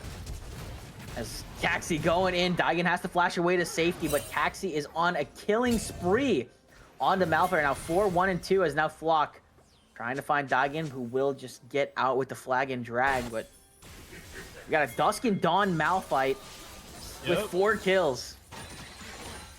Feeling dangerous. For sure. I mean, I guess the Dusk and Dawn definitely makes sense with the Hail of Blades. And it does mean that he's more than just a pressing R bot. Does have kind of some of that continued damage, but it also means, like we talked about, that he's not going to be especially tanky either. So, as we keep talking about here, we're watching this Sivir continuing to farm, and, you mentioned that ToE, they're not in that bad spot that they were game number 1 where they were down 3 dragons to 0, but kind of some of the privilege for DoV on the flip side is that, because they picked up those 2 dragons early, they did not have to force a fight over the third one. They also don't have to force a fight over even the next 2 dragons if they didn't want to, which means that they can buy some time for Sivir to be able to continue to farm. I mean, for the other main carry here, though, Ohio Drive was huge. Obviously in game 1 we talked about his Yone on and on, but it's been in a rough position here as the Syndra just kind of trying to fight for his life to pick up as much farm as he can, which he's done a nice job of, but just being victimized over and over again by the dive options here from ToE. Play into this top lane here as Smoke is in trouble. Flock is here to join the party as well, but I think this is a party you do not want the invite to. Caxi going in as Pandaboat's here as well, but wait a minute, they're going to turn this around here. The 4v4 hostile takeover is going to be huge as Flock flashing into the backside. Alex, the last member standing, will go down, and it's a 4-0 in favor of DoV Twisted. They turn the game on its head. The counter engage is huge there for DoV. The ultimate from the Ornn coming through, and then as well as a huge hostile takeover. And we see how influential that can be in these fights for Pandaboat if he's able to get the right position to land it in. The right position to land it is always when the enemy team is diving into your face, and you just throw it right back at them. So the first turret of the game finally taken down here from DoV, and with that charge of the Rift Herald, they will turn things around with the gold lead. They take command. This looks not good for Ohio Drive here as JP the Boss and Odysseus looking for the Syndra here. Gonna get chomped up as now the teleport coming in. Smoke might be in a bit too deep here as the Rupture not gonna connect, and Smoke should be fine. It's the tanky Ornn, has the Hollow Radiance ornament item completed here. And was able to actually upgrade the Sivir as well. So 2 ornaments for the time being. We'll have to keep track of that as we go later on into this game, but a bit of extra love on those items. Yeah, definitely adds to some of the scaling element that we've already talked about here from DoV. This is a really close game, really close series so far. Oh, Caxi with a huge ultimate going in onto Pandaboat, taking pretty low. Nice silence, gonna stop the call of the Forged God. As Flock goes on a killing spree, Caxi goes down. JP the Boss looking for the re-engage here. As 2.0 pops the ultimate. They're gonna try and chase down the rest of Theory of Everything. Knock's gonna connect onto JP the Boss. Here's a Cataclysm's gonna find one. Odysseus finds Pandaboat on the backside here as Daigen now in trouble. Caught in the Cataclysm, taken down. There's Odysseus now, the last member standing on this bottom side, but Ohio Drive finds the solo kill in the mid lane onto Alex. And man, DoV Twisted was down, but now they're all the way on top here. Yeah, and I mean, it continues to be about the sustained damage and the ability to re-engage in these fights for DoV. ToE, they absolutely have the go buttons to start these fights, but if you don't take down at least one member with the Malphite ultimate in combination with the Jarvan engage, then you're just really not in a good spot because, especially like this Olaf as well as the Sivir are just able to continue dishing out the damage until their very last moments, as opposed to the very cooldown And I mean, as we saw there, just a very textbook Syndra 1v1 kill there against the Victor. But yeah, I mean, the sustained damage just is not here from ToE. Teleporting in, JP to boss launched the smoke already. The dragon has spawned here. Some beefy boys in the front lines. All the Forged God. Who picks up? Nobody. As the hostile takeover is pretty big in the backside here. Look at Flock now going in. Takes a lot of damage, but finds one in the backside. Alex taken really low on the other side of the fight, though. Caxi goes down. It's a 2-4-1 so far. 3 for 1 now, as Daigen falls as well here. Odysseus getting aggressed on under the tower, but still low health bars all around for DoV Twisted. I think DOE, if they base, they don't have TPs. They only have TP on 1. They could look to play this dragon, as all these health bars are pretty low down here, but I think they're just going to give it up. And this will be the 3rd dragon going over to DoV Twisted, as Smoke in the mid lane, getting a couple plays for himself as well. Yeah, and it's really going to need to be Odysseus and Alex later in these fights to to put out that sustained damage. Interesting build here so far from Odysseus, going for the 2nd item, Void Staff. That's not something that we typically see. But we do see, I mean, we are seeing a ton of magic resist coming out from at least the top side of the map here early on from DoV. So I suppose just trying to counter a bit of that from the Ornn and the Olaf. But yeah, I mean, they're very, very cooldown dependent, right? For ToE, like if you don't get the setup that you need and get the kills that you need based on these engage ultimates from ToE, you put yourself in a really, really difficult position. Oh my gosh, Daigen. Jeez Louise. Yeah. Unfortunate to have to use the flash there just to kind of undo what he started, I guess. Caxi, I would assume, saying, I am not going to follow up on that ultimate. Just kind of walking past. And it is a bummer for the Jarvan. You definitely would like to have the flash in those engages to be able to get the flag and drag, extend your flag and drag a little bit further.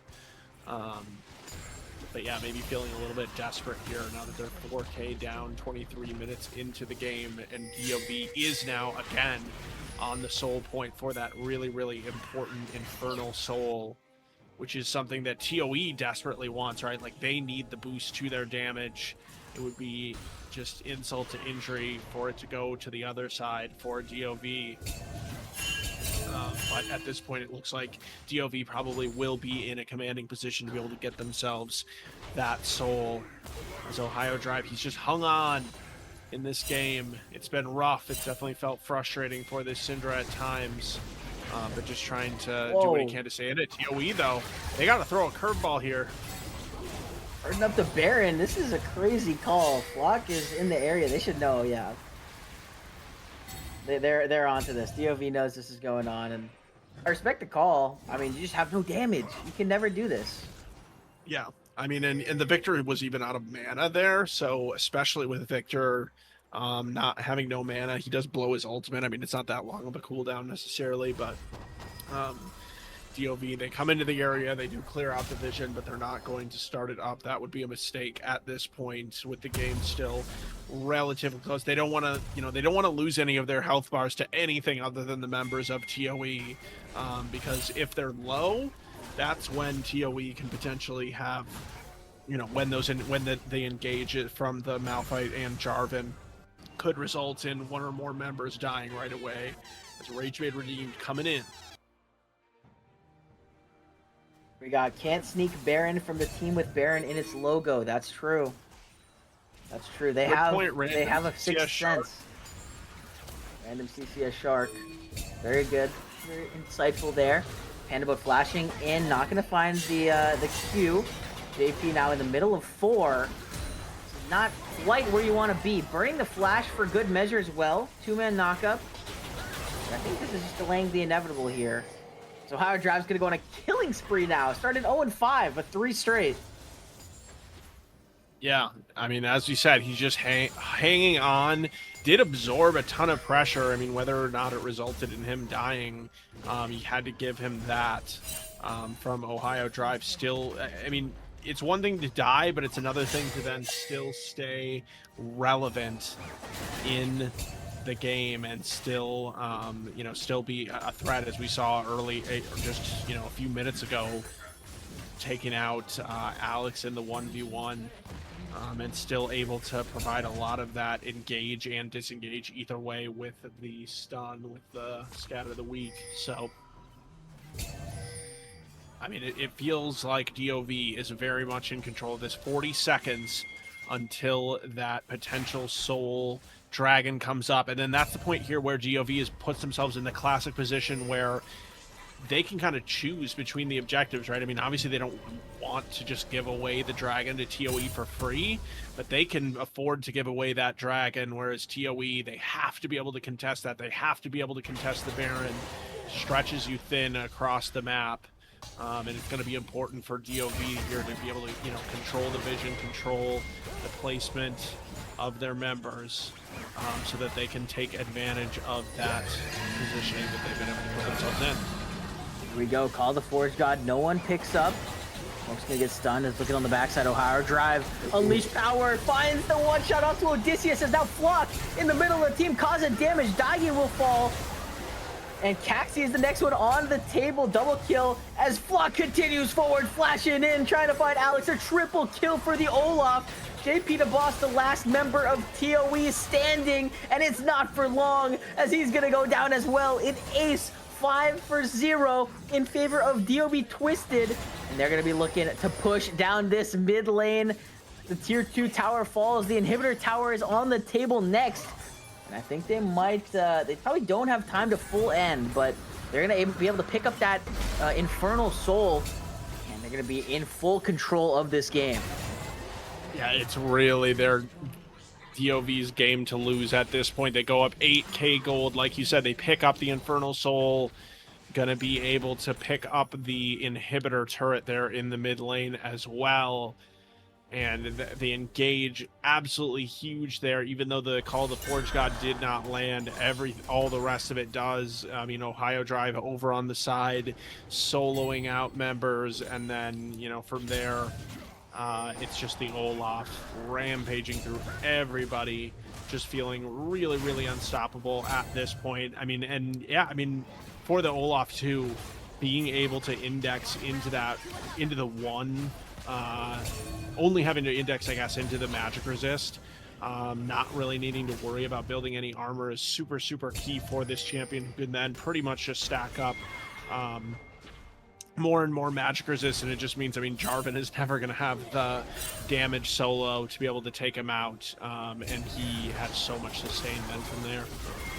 Yeah, Wild Mom Mortis is just so Thanos in this game. It's JP the Boss going to get caught out in the jungle. Daigen going in, Cataclysm onto 3, but I think it's just not going to do much here as Panda finding Daigen. Ohio Drive is going to go unstoppable here, and the last two members for Theory of Everything. Ohio Drive gonna go golden to buy some time here as the Call of the Forge God not gonna land once again. And it's 2-4-0 so far in favor of DoV Twisted. They're gonna turn their sights on to the Baron here. All 5 of DoV Twisted members have a shutdown right now. Yeah, I mean, they're just trying to do it textbook at this point. They're going back to take down this Baron. Once they have that. Whoa. Caxi, I mean, tried to go for it. Appreciate it. Yeah, we've seen him steal the Baron before on this stream, and so it definitely makes sense to at least try for it. It's going to be their last chance at this point. Looks a little bit silly when he's not able to take it down, but again, got to at least go for it. And so from here, DoV, they should just be able to siege up their lane of choice and end it out. Trying to go for a 2-0 lead. And from Daigen, send help. Yeah, I mean, this Jarvan, it's had its ups, it's had its downs. It's really been the full experience of Jarvan support in this game, and we don't have to see it again because it's Fearless Draft. So, Yeah, it reminds me of the Camille support we saw like earlier on in the season where they just had like 20 deaths. We could still have Camille support in this series. That's what I was Actually, earlier when we saw the Jarvan roaming around everywhere, that is the first thing that came to mind. Is it's a very Yeah. similar play style to the Camille support, where you're just trying to cause as much chaos as you can, and if you can get ahead early on, which Daigen did a little bit. Okay. Wait a minute, as they're playing onto Flock here. Oh man, Flock just one-shot Daigen. Caxi is next on the menu here. Shutdown goes over. Oh man, friendly fire. JP the boss takes down Caxi. But also Odysseus died in the mid lane, and the Nexus towers are under siege. Three Baroned up cannon minions pushing onto these Nexus towers as one's gonna fall. 2.0. Gonna pop the on the hunt here as they look for the second Nexus tower. It's falling quick. A smoke flashing forward, trying to find JP the boss. 2.0 flashing in as well here with the boomerang blades, and will find the Cho'Gath. The Nexus is under siege and will fall. DoV Twisted gonna take a 2-0 lead in the series. Yeah, I mean, and once again, 2 games in a row, there's a certain point at which it feels like it's kind of a draft diff here for DoV. They just, they were very bread and butter with this draft, as we talked about. Just a very kind of traditional team comp. But at this time, it's really more about the damage share on the opposite side, as TOE kind of puts themselves in a trap, and puts DoV in a position where their top side is able to itemize super efficiently, and they take advantage of that, and that is the story of game 2 for me. Absolutely. Here DoV Twisted takes the game, goes up 2-0 in the series. Reminder, this is a best of 5 here, so they do need one more. We're gonna take a short break before we can see if they can take that final third game, or if Theory of Everything can bounce back and force a game 4. We'll be right back.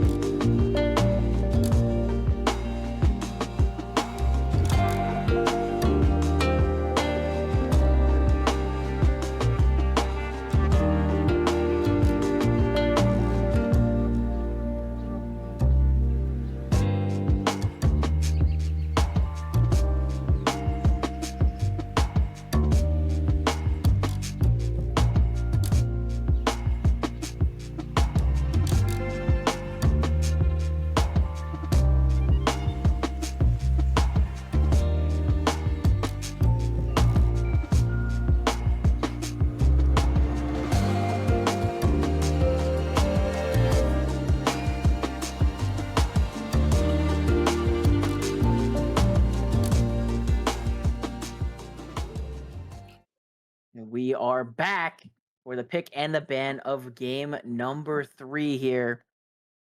DoV back on the blue side, taking the series so far 2-0. So far, Ben's looking similar to what we've been seeing. Top laners on the top laners are the target, taking them away from JP to Boss, Yorick, Mordekaiser. This time we get a Moo in the first phase of bans here for Theory of Everything. Nautilus, Shyvana taken off the table. Probably a Blitzcrank? No, Ezreal. Okay. So Blitzcrank left open. First pick, Blitzcrank. Let's First pick, go. They first left pick. it open. Give it to Panda. Let Panda Yeah, I mean, cook. it makes sense for the most part that you would kind of keep your bans consistent as the Fearless Draft goes on, because these champions that are really strong theoretically become even more strong as the pool is thinned. But Nocturne definitely was taken away in the second round of bans at least one time here by TOE. So it's going to be picked up by DoV at this point. Absolutely one of the stronger junglers in the game, kind of able to do it all, especially at level 6. Of course, starts to impact the game very, very heavily. So we'll see how the draft evolves from there if they want to answer that jungle pick early on. But it looks like mid lane to start here from TOE. Ari is the lock-in, most likely for Odysseus in that mid lane. And woo, okay, Sejuani is going to be the choice for Caxi in the jungle here. So mid jungle early picks from TOE. Ari is a pretty safe champion. You don't have to worry too much about getting counterpicked hard, I feel like, with that champ. But the Lissandra Ari matchup was a classic from a couple seasons ago. I remember when I was playing mid for a bit, this was the big matchup. It was you just trade Ari and Lissandra, and you have fun that way. That was before Fearless Draft though, so you can just pick that every game. Lissandra gonna be the lock in here for Ohio Drive, and we'll see. I mean, I feel like haven't seen much Lissandra recently. Yeah, not something we see a ton of early on in the series, at least. Definitely something that I've seen more in kind of like the game 4 and game 5s of Fearless Draft, and like some more professional regions. But yeah, I mean, so far here, one of the things that comes to mind here with Caxi on the Sejuani, definitely want to see a couple of melee champions come in that will support being able to stack up the stun a little bit quicker, especially on the support side. It really, really benefits that Sejuani if you can get something that helps out with that. I mean, at this point, maybe something like a Braum, something like an Alistar, both potentially options.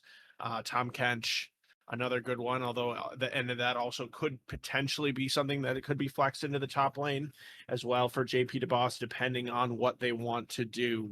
But Xayah is also still a very strong 80 carry champion, is able to find herself a lot of safety, between the ultimate, also being able to root people up with the feathers. So as we get into the second round of bans here, I hope that TOE learns from their mistakes in the first game, with kind of the second game rather, with the kind of the damage share issues that they had. I do anticipate that based on what they picked so far, with Ari probably, I guess, being the mid laner, we would see some kind of AD damage coming out. But the Darius ban to me also signals that we could see another tank here from JP DeBoss. Would have loved for it. I'm sure they would have loved it to be the Scion, but Scion banned away. But it even could be protecting this Tom Kench too. It's interesting to look at the dichotomy of these 80 carries, because on one side you have Alex, who has only played mages in the bottom lane, and on the other side you have 2.0, who's only played traditional 80 carries. I mean, other than Welcome. All that, right, I go would ahead. say, Continue on. I was just gonna say, like Renekton, he's looking pretty sexy there in his lifeguard get up. So, I couldn't really resist at least having a little bit of a fling with him. And then Zach is just kind of the most solid out of them. Would trust him. Even when he dies, he's gonna come back to life again. Your worst fear when you marry someone is that they die. So I'm feeling good about the insurance policy there. All right. I mean, hey, those are fair points. Those are fair points. I'm gonna be honest with you. I'm kind of on the opposite. We're on the opposite boats here. I'm not interested in Renekton. I'm gonna take him out, and this is why. I can swim pretty well. I feel confident in my swimming ability, so I don't need a lifeguard. I'm good. I'm good on all that. All right. He can go and stay by the community pool. I don't need that. With Zach, I'm going Kiss just because He's made of water, and I feel like at some point, just non-versatile, gonna dry out if maybe there's not enough humidity in the air. If you go to a desert, not good. You're gonna have to, drink him, and that's a little bit weird. Um, so not too versatile, but I'll take it. You know what I mean? It's good in certain scenarios. And then with Rek'Sai, with Pool Party Rek'Sai, good vibe. You can ride in the water. Has also a jet ski. If you're unfamiliar, the home guard boots tech when like on the skin is she rides a jet ski, and that's all I'm saying. I mean, just versatile all around. You can ride or you also have a jet ski. I mean, I think that's just perfect. The mouth might be a little issue, but we can overcome. That's all I'm gonna say. I just have to Right. I insert mean, my jet skis are opinions. pretty cute. Yeah, They go can hear ahead. me, by the way. This is Pop So Tart. hi. Uh, so I just have to say I understand the concept of like I'm the one that wants to kiss Rek'Sai because she's cute, right? Like we don't have to kiss the mouth. We can just kiss her on the fins or something. Like it doesn't have to be where that is. Cuz that is intimidating, and don't get me wrong. Lee wanted me to say that the reason she wants to marry Renekton is cuz he looks like he would fuck real hard. And then see, my opinion on Zach is I don't know how familiar y'all are with Genshin Impact, but there is a certain thing that you can look up on Twitter with the character Fischl and a slime. And that's all I'm gonna say. Okay, All well, right. that was Pop Tart. That explaining explaining her picks there. What do you guys got? Let us know in the chat. Who you feeling? Pool Party or Nectin, Pool Party Zach, Pool Party Rek'Sai. We are gonna take a short break to get into this game, but we'll be on the riff shortly for game number 3, potential decider for DoV Twisted if they can take it. So don't go anywhere. We'll be right back.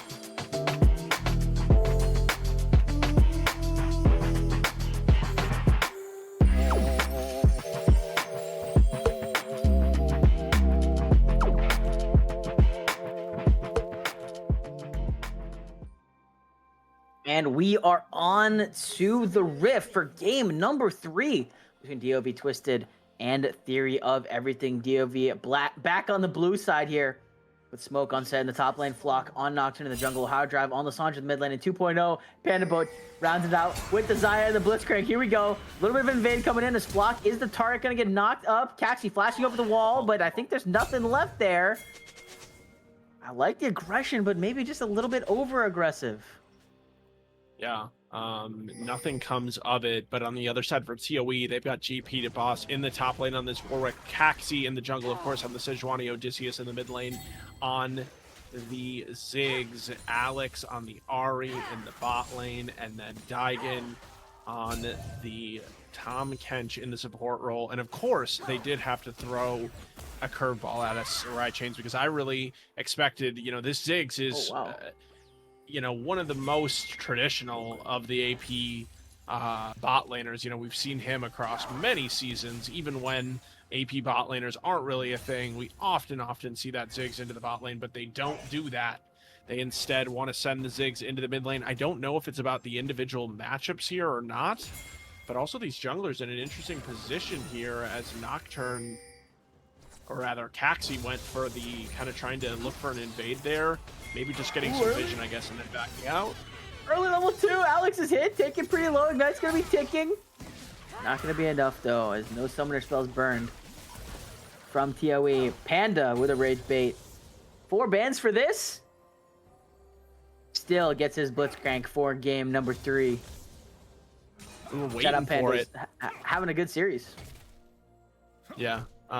Definitely having a good series was super important to that game on Renata Glosk in the last one. And now as a nice W coming through there.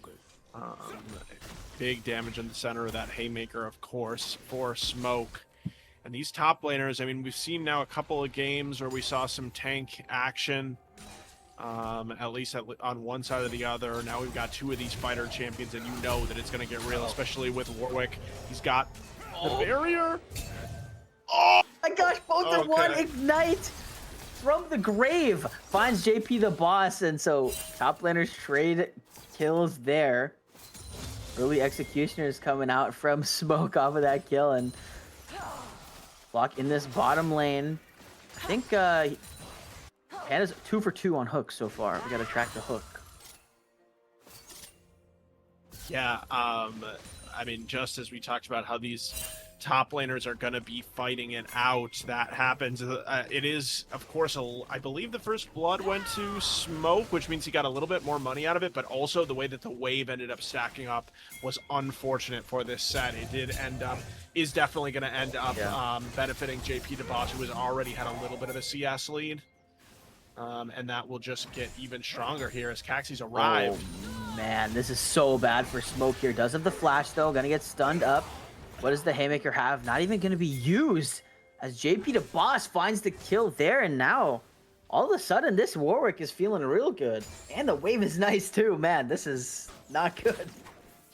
Yeah, and Warwick just went back for the cull, so he's just gonna keep stacking, getting those stacks, getting that additional gold. Eventually we'll be able to cash that one out and be in a great place. We'll see what he actually ends up going with for his first item, and it looks like the wave will eventually now actually be going in the opposite direction. So but JP DeBoss, he does get such a big lead, and look at this Caxi. He wants to set up even another gank here. 2 members potentially here. This is dirty. For ToE.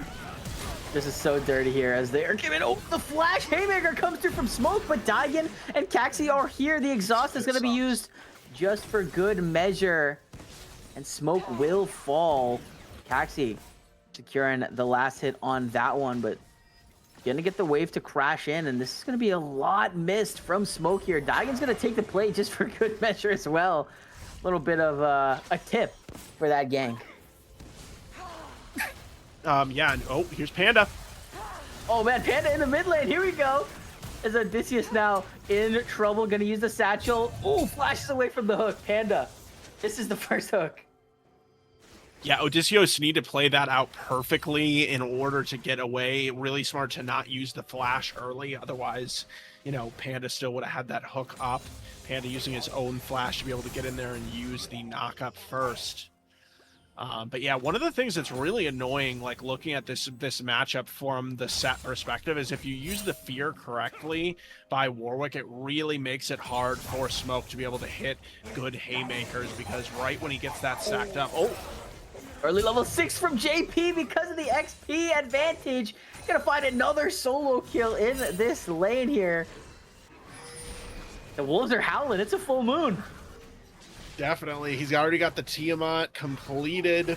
We'll be able to go back to base again here after picking up yet another kill. And this does put Smoke in a very difficult position. He's got half the CS that this Warwick does. Even though he was able to pick up that kill on the kind of cheeky gank, lane gank that came through, he is going to find himself very, very far behind. And I like what Caxi has been able to do so far in this game, identifying the lane that he wants to get ahead and doing just that. So Rage Bait redeemed. Yeah, more rage bait here. Proton Plat player. Chad, why is my bot laner playing Ari? That is the question we are all asking ourselves as well. Oh no! He's doing push-ups! And Caxi from over the wall, Glacial Prison. Smoke is in prison this game, that's for sure. Yeah, and I mean, around the rest of the map, we've just been pretty quiet. I mean, obviously we saw that gank into the mid lane that did blow Odysseus's flash, but outside of that, has pretty much just been able to hang out. Oh my gosh, Daigen's here again. This is a go next if you're Smoke. Just FF the game, go next. This is crazy. All right, TP's coming in now. They might have overstayed here. So Ohio Drive is on the way. It's a slow at TP. But I think they're able to just walk it out here. Oh, JP looking for it? No, we're good. Paranoia is used here into this mid lane, trying to find Odysseus, who's taken pretty low. The bomb is going to get flashed away by Flock, and Panda secures that kill in the mid lane.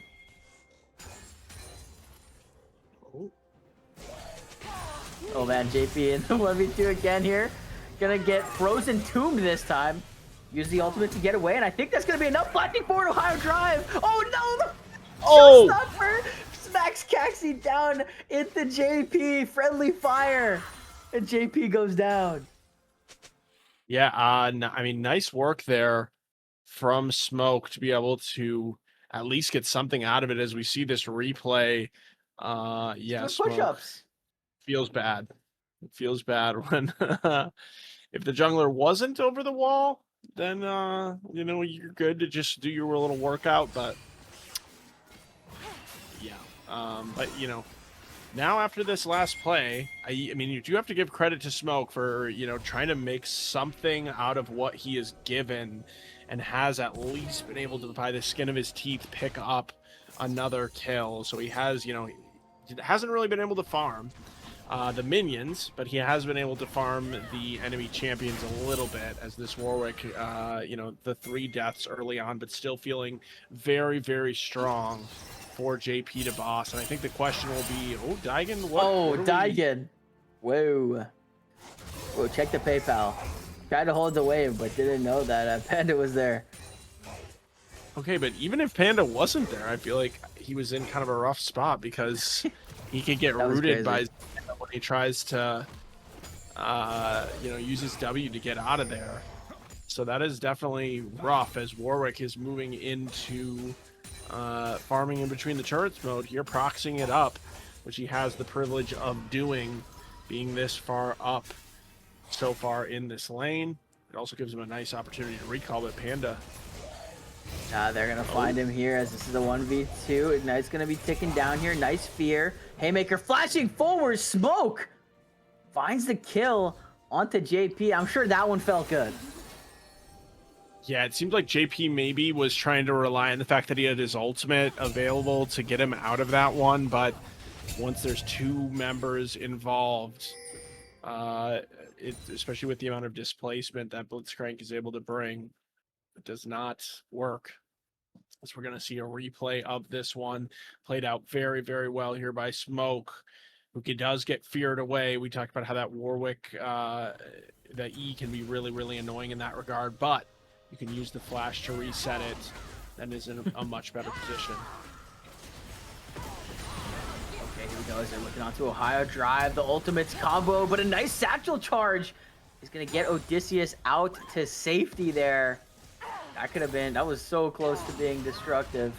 Ohio Drive and Flock both using their ultimates and not able to find the kill or even burn the flash. That's got to be demoralizing. Yeah, nice job by Odysseus. I mean, typically when you see the Nocturne and Lissandra ultimates used in tandem, it should mean that you're able to just delete one person. It does a really nice job of using that satchel charge. Still even does have the flash available again now for the Ziggs. And yeah, I mean, both of these bot laners we haven't really talked about at all. Obviously, the one kill from 2.0 that was just kind of donated over by Daigen, but outside of that, really quiet. That might change here. Okay. Action in this bottom lane here as the dragon is up and started. Low health bars though for DoV Twisted means they're going to have to back off of this play. JP to boss in the middle of the towers again. This time Panda's not there though, so he should be okay here. The Dragon River control has gone over to Theory of Everything for the time being. TP coming back from Alex here. Maybe they're going to start it up. Yep, looks like they will. I don't think there's any vision on this Dragon, so should be able to take that one here. And the second Dragon of the game will go over. But first, to Theory of Everything here. So this is the earliest Dragon of the series. Yeah, and I believe it is definitely the first time too that we've seen those first two dragons being split. DoV had been able to take at least two early dragons before ToE had been able to take any in those first couple of matchups. So putting themselves in a little bit of a better position here from ToE. We've got a very close game, just a 400 gold lead, maybe 500 here from DoV so far. And I mean, I guess one of the things to keep an eye on here, as they're really trying to set up these ganks on the set. I mean, they really hate Odysseus. Here we go. Yeah, and they actually, my bad. They really hate Smoke. That's who they really hate here. Smoke falls again here to a 3-man top play. This tower down to its last plate here, and no one for DoV Twisted in the area right now to respond yet. As JP the boss continues the top lane power here. So here we go. Paranoia now on to JP. Because can Panda hit? Ultimate's going to be used to get back in here as whoa, lots happening now. Nice eat from Daigen, but let's see what it can delay. Frozen Tomb's going to find JP the boss. The exhaust going to be ticking as well here, but Flock is not enough to take down the Warwick. JP on a double kill, trying to find the third here. Is that 3 kills going over to JP? He's howling. He's preying on you tonight. JP going crazy on the Warwick. And this is the problem when the Warwick gets so strong, is he just has the sustain to get through everybody as they want to finish this turret. And they will be able to. But not enough. Not in time. As now Smoke trying to fight Odysseus and Caxi will die in the showstopper. But man, 2,000 gold lead now. You got a death every 2 minutes here on average from Smoke, which is not his fault. Like that would you would look at this score and think like, what the hell is this set doing? But he has just been absolutely victimized by specifically the support and jungle duo here from ToE, who have just been constantly up in that top lane. And yeah, I mean, what I was going to say before the chaos once again breaks out is that it's so difficult once Warwick has this amount of sustain because, you know, he's just so hard to take down. Already working towards his second item, which probably will be that Blade of the Rune King, I would imagine, based on the parts that he's... Although, I mean, there's a variety of options that he could potentially be going with here. Oh, man. Okay, here we go, fighting this ball lane. Paranoia is going to be in as Flock now. Pandaboat's going to find the last hit onto JP. JP down. This is bad. ToE does not... I don't think you want to fight this, guys, but here we go. Looking onto Panda. Smoke in the front line is going to get charmed up. Panda's taking pretty low here. Health bar's about half, or a little more, for DoV Twisted in this play. But JP donated over, perhaps a bit preemptively, on this play. Yeah, I mean, oh man, one drive, or Ohio drive, really low, going into try and defend the tower there. Almost got taken down, but it's okay for now. Go ahead. no, I don't know. It's getting late into the series. We're mistaking player names for Microsoft products at this point. Man, work has brainwashed me. OneDrive. I do not want to put my files in OneDrive, man. Please. Yeah. Oh you and everybody else out there.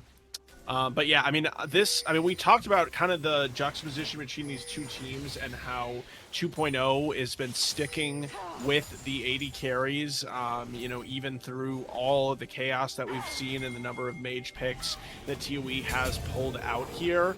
There still are benefits to this. I mean, one of them is, we talked about the sustain from this Warwick. Like, well, if anybody's going to put out the sustained damage that it takes to get rid of a champion like this, it's going to be a traditional 80 carry champion like this Xayah, who's now working towards her second item in this game. And 2.0 has just been rock steady so far, just hanging out with the Ahri bot lane, farming it up, just taking what is given to him. Now that the first kind of phase of the game has completed, moving over to farm into this mid lane where there's a little bit more safety, especially with these supports just constantly roaming around. Doesn't have that to help. Here we go. We're in. JP to boss with the engage here, and Caxi Panda's taking low. JP's also taking pretty low. The Devour is going to be used to get JP out of there. He is low. Does have the ultimate available though.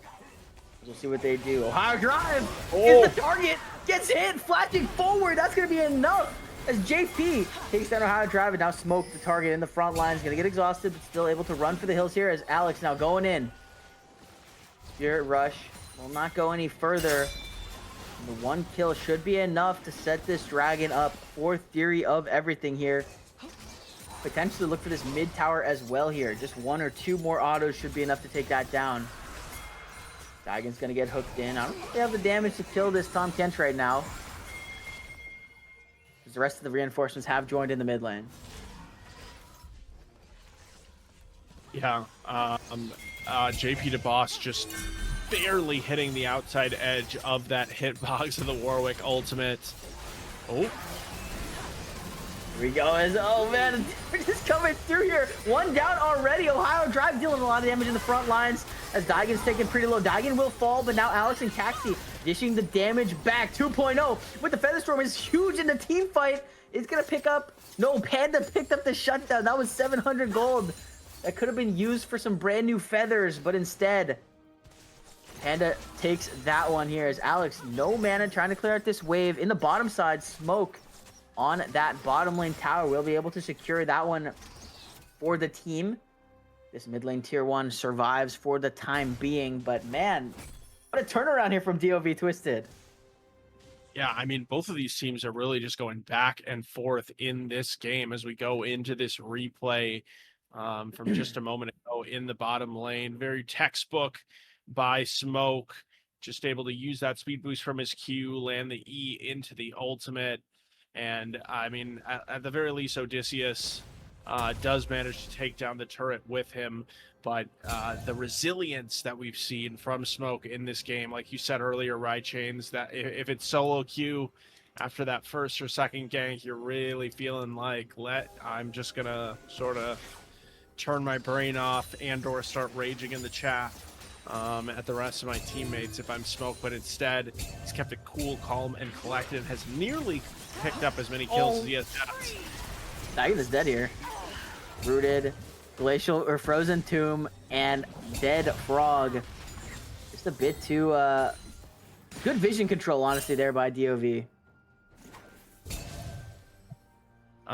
Yeah, I mean, we've seen the justification of why Panda Boat has had this Blitzcrank banned away from him in the past, right? He's been super, super accurate on the cues, has been all over the map, knows the right situations to pull someone into the from the enemy team that does not screw you over, because that can definitely happen if you grab the wrong people at the wrong time. Unfortunately, it's taken a little bit more of the kills than you probably would have liked, but hey, comes with the territory when you are getting it done, I guess, as the Blitzcrank here.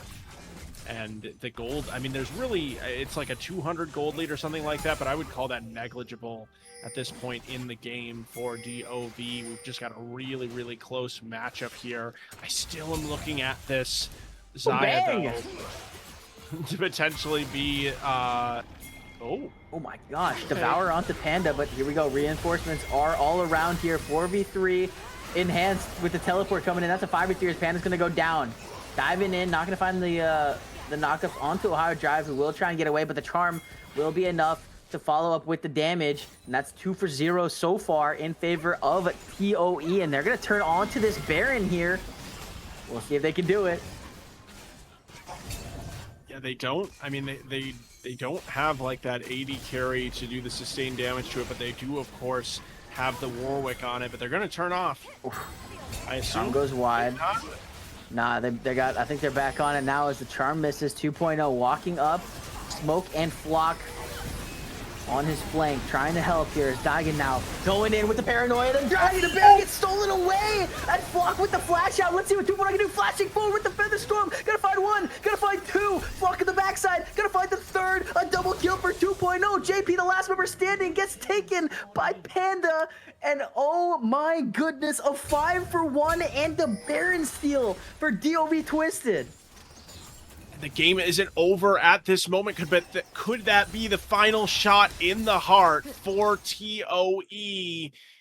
Because they go for this Baron play. It's always going to be a 50-50 though, because Flock does have that ultimate. They use the Scryers, or they use the vision at the last second there to be able to get the Nocturne ultimate in, but then when it comes to the team fight afterwards, it's always going to be 2.0 getting it done on this Xayah. Has the consistent damage that has been needed all throughout this series, not straying from the 80 carry champions, and now 3-0-8 with that 650 gold bounty. 3 items done for the Xayah, who's going to be an absolute problem in this game. What will TOE be able to do to pick up the pieces at this point with Dragon up and on the table again? It's not looking good. Daigen, the target, gonna have to burn the flash to get out. Like you mentioned, Dragon is up. Flashing forward, hook from Panda, but they found Daigen Ohio Drive with the ultimate. Gonna lock up JP the Boss for now, taken pretty low, but the Haymaker's gonna do the job to finish him off. That's 3 dead already for Theory of Everything. Odysseus flashing! It's hooked anyway. It's a disaster. As wait a minute, what can Alex do on the backside? Has a Spirit Rush available, looking for smoke. Is gonna find it. Ohio Drive going back in, has one more try with the Spirit Rush. Will find it with the triple kill, but look at the Dragon. Flock is dealing damage. Alex has one more proc of the Spirit Rush here. The Dragon is taken low. 1k. Smite is proper. As the charm is blocked out by the spell shield, but it doesn't matter because the damage is enough from Alex. Trade back 5 for 3, but the Dragon goes over to DoV. Super close fight, a fight that's much closer than you would have expected here. As, I mean, really, it's going to be TOE winning out in a number sense on the fight. Of course, DoV does pick up the Dragon at the end, so at least they're going to be happy about that. But Alex is finally awake for what it feels like is the first time really in this series, and we can now understand, maybe answer the question that Ragebait Redeemed posed earlier. Why is your bot laner on Ahri? Because he's fucking shit up. As Proton Plat player is going to throw up, maybe because he didn't understand how great this Ahri bot lane is, I guess. I don't know. I mean, yeah, honestly, I'm not mad. I would be ready to throw up too. I don't blame you. It's an incredibly close game. Super, super tense for sure for TOE. This is their last chance. If they want to stay alive in the CCS this split, they've got to win this game. Obviously, they got to win more of them after that as well. But it all starts here. Like you said, Ride Chains, it's that you know, it's that best of one here kind of mindset for TOE. They're still a little bit behind in gold, but they show with that team fight that they do have the juice to be able to win these fights. You just got to get the right setups, and apparently they have to get Alex you know, staying alive through the whole fight. So you can see also just how important and strong it is with that Ari ultimate when you can get involved early on and continue to pick up those resets over and over again, just able to continually chase down the members of DoV with that damage.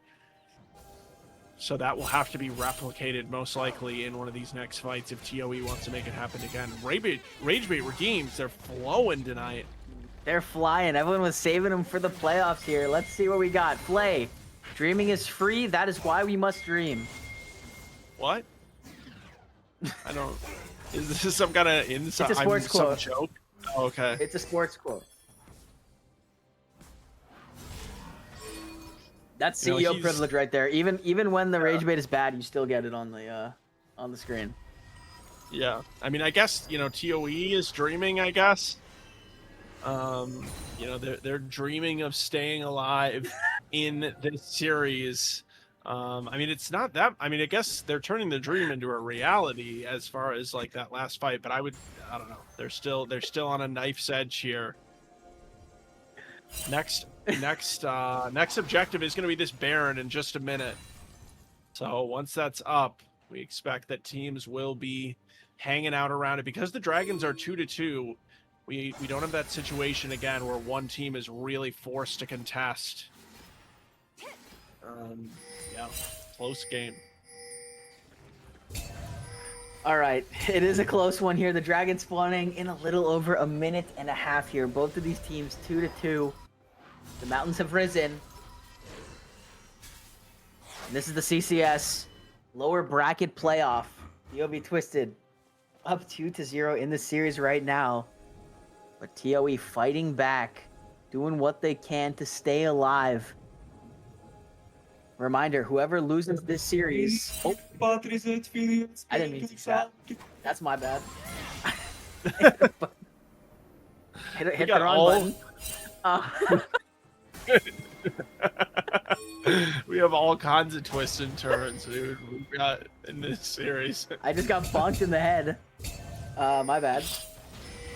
Reminder, whoever loses this game is eliminated from the playoffs here. Taxi walking up, taking some damage. Smoke's gonna get hit with the charm here as they look onto Smoke. Haymaker is not gonna hit anyone. That's a key cooldown here. Taxi is gonna go down. Look at the bomb from Ziggs. It's huge. As now Alex going crazy. Charm onto Flock in the front lines here. 2.0. And Panda trying to fight it out, but Alex is doing so much damage on the Ari. Panda in the front line is going to go down here as Alex flashing forward, not going to find 2.0, but a 4 for 2 in favor of Theory of Everything here. The Dragon spawning in 18 seconds. That should be theirs as well here. And that's going to put them on Mounted Soul Point. Yeah, and I mean, they're making it happen again here for TOE. The Mega Inferno Bomb from Ziggs doing so much damage. I think it hit 4 of the members there from DoV. And even though the Xayah does stay alive to the end of the fight, she's not able to finish it.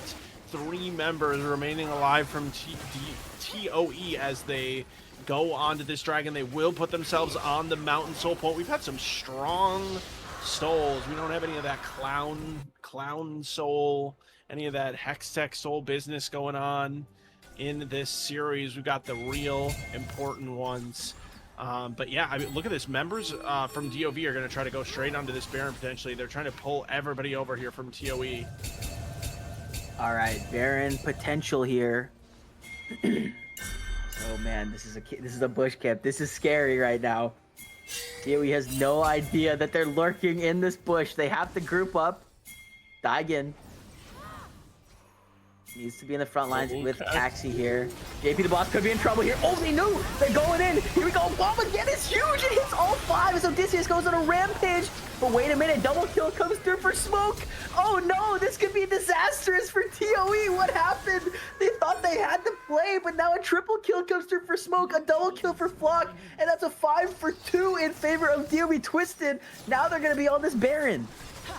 we were all paying attention to the Mega Inferno Bong from Ziggs, but it's really the Haymaker on the opposite side from Smoke that did so much damage in that fight.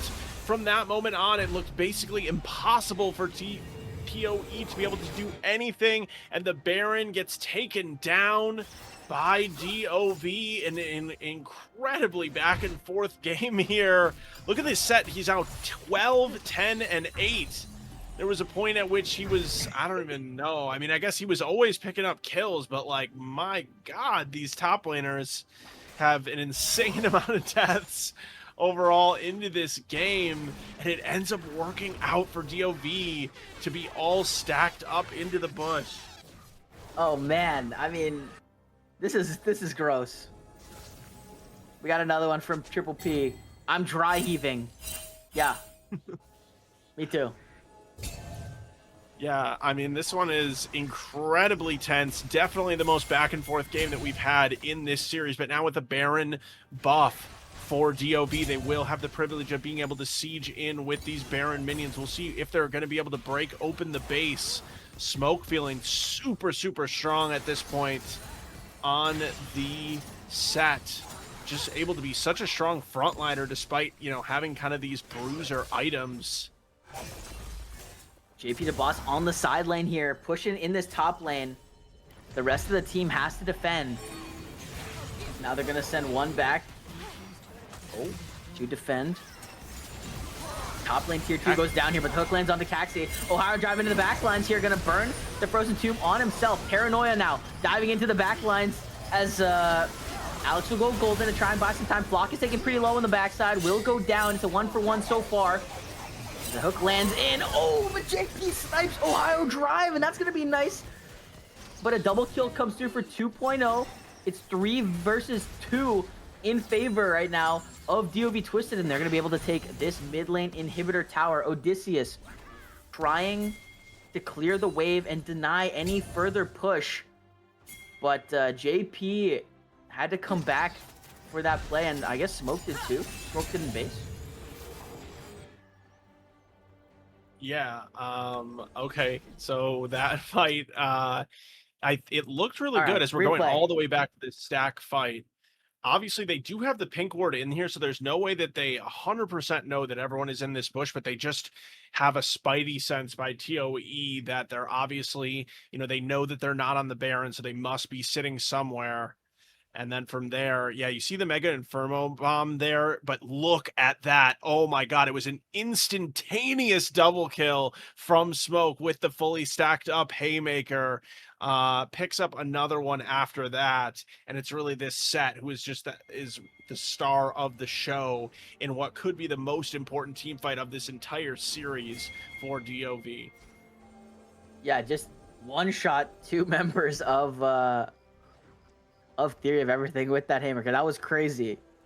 Good call out here. Both top laners on triple doubles this game. Impressive for the MVP voting. That's what we like to see. As the dragon is spawning in 30 seconds here. TOE on Mountain Soul Point, but DoV currently has the priority in this bottom lane here. TOE is 3 members top lane right now, so it seems like they might just look to give this dragon. Not really interested. Yeah, I mean, they can afford to give it away, obviously, because they are, you know, they're the ones that are currently sitting at the 3 dragon lead. But what are they going to do from here? Maybe trying to set up some kind of bait.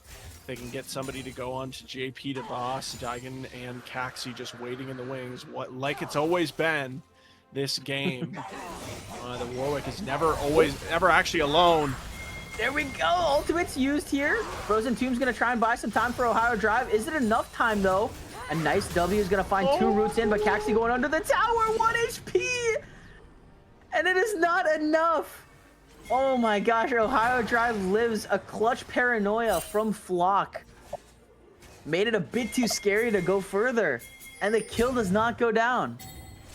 I can just imagine Ohio Drive just spamming that Control R while he's waiting for the CC to elapse there, and it ends up working out miraculously, able to get himself out to safety in the end.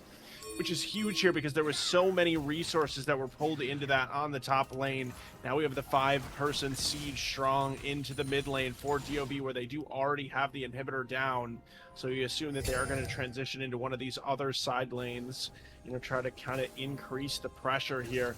Ziggs, I mean, and the Ahri, but especially the Ziggs is huge in as far as like kind of just the continued wave clear here, just trying to keep the game alive for ToE. They've been able to do a good job of keeping the minions out of their base, kind of protecting their turrets as much as they can. But, you know, at this point, it does become difficult as DoV is going to take down the second to last out of the base turret here. They're all going to back together. It has worked well for them in the past, I guess, for DoV to remain all stacked up. And so they're going to stick with that strategy here. Baron up in 16 seconds. So surely that will be the next focus here for teams. Man, this has been a game. 1,000 gold lead right now to DoV Twisted. Both teams sitting at 3 dragons here. The Baron has spawned and it is immediately started up by DoV Twisted here.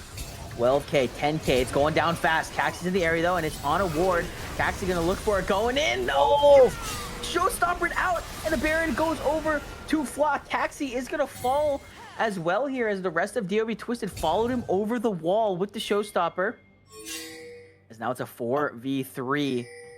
Sorry, a 4v5 in favor of DoV Twisted for the next 40 seconds here. JP pushing in this mid lane, just causing problems, is going to draw 2 members of DoV Twisted. But look at Alex on the flank here. This is huge. As Ohio going to go golden for the time being. Flash out to safety here.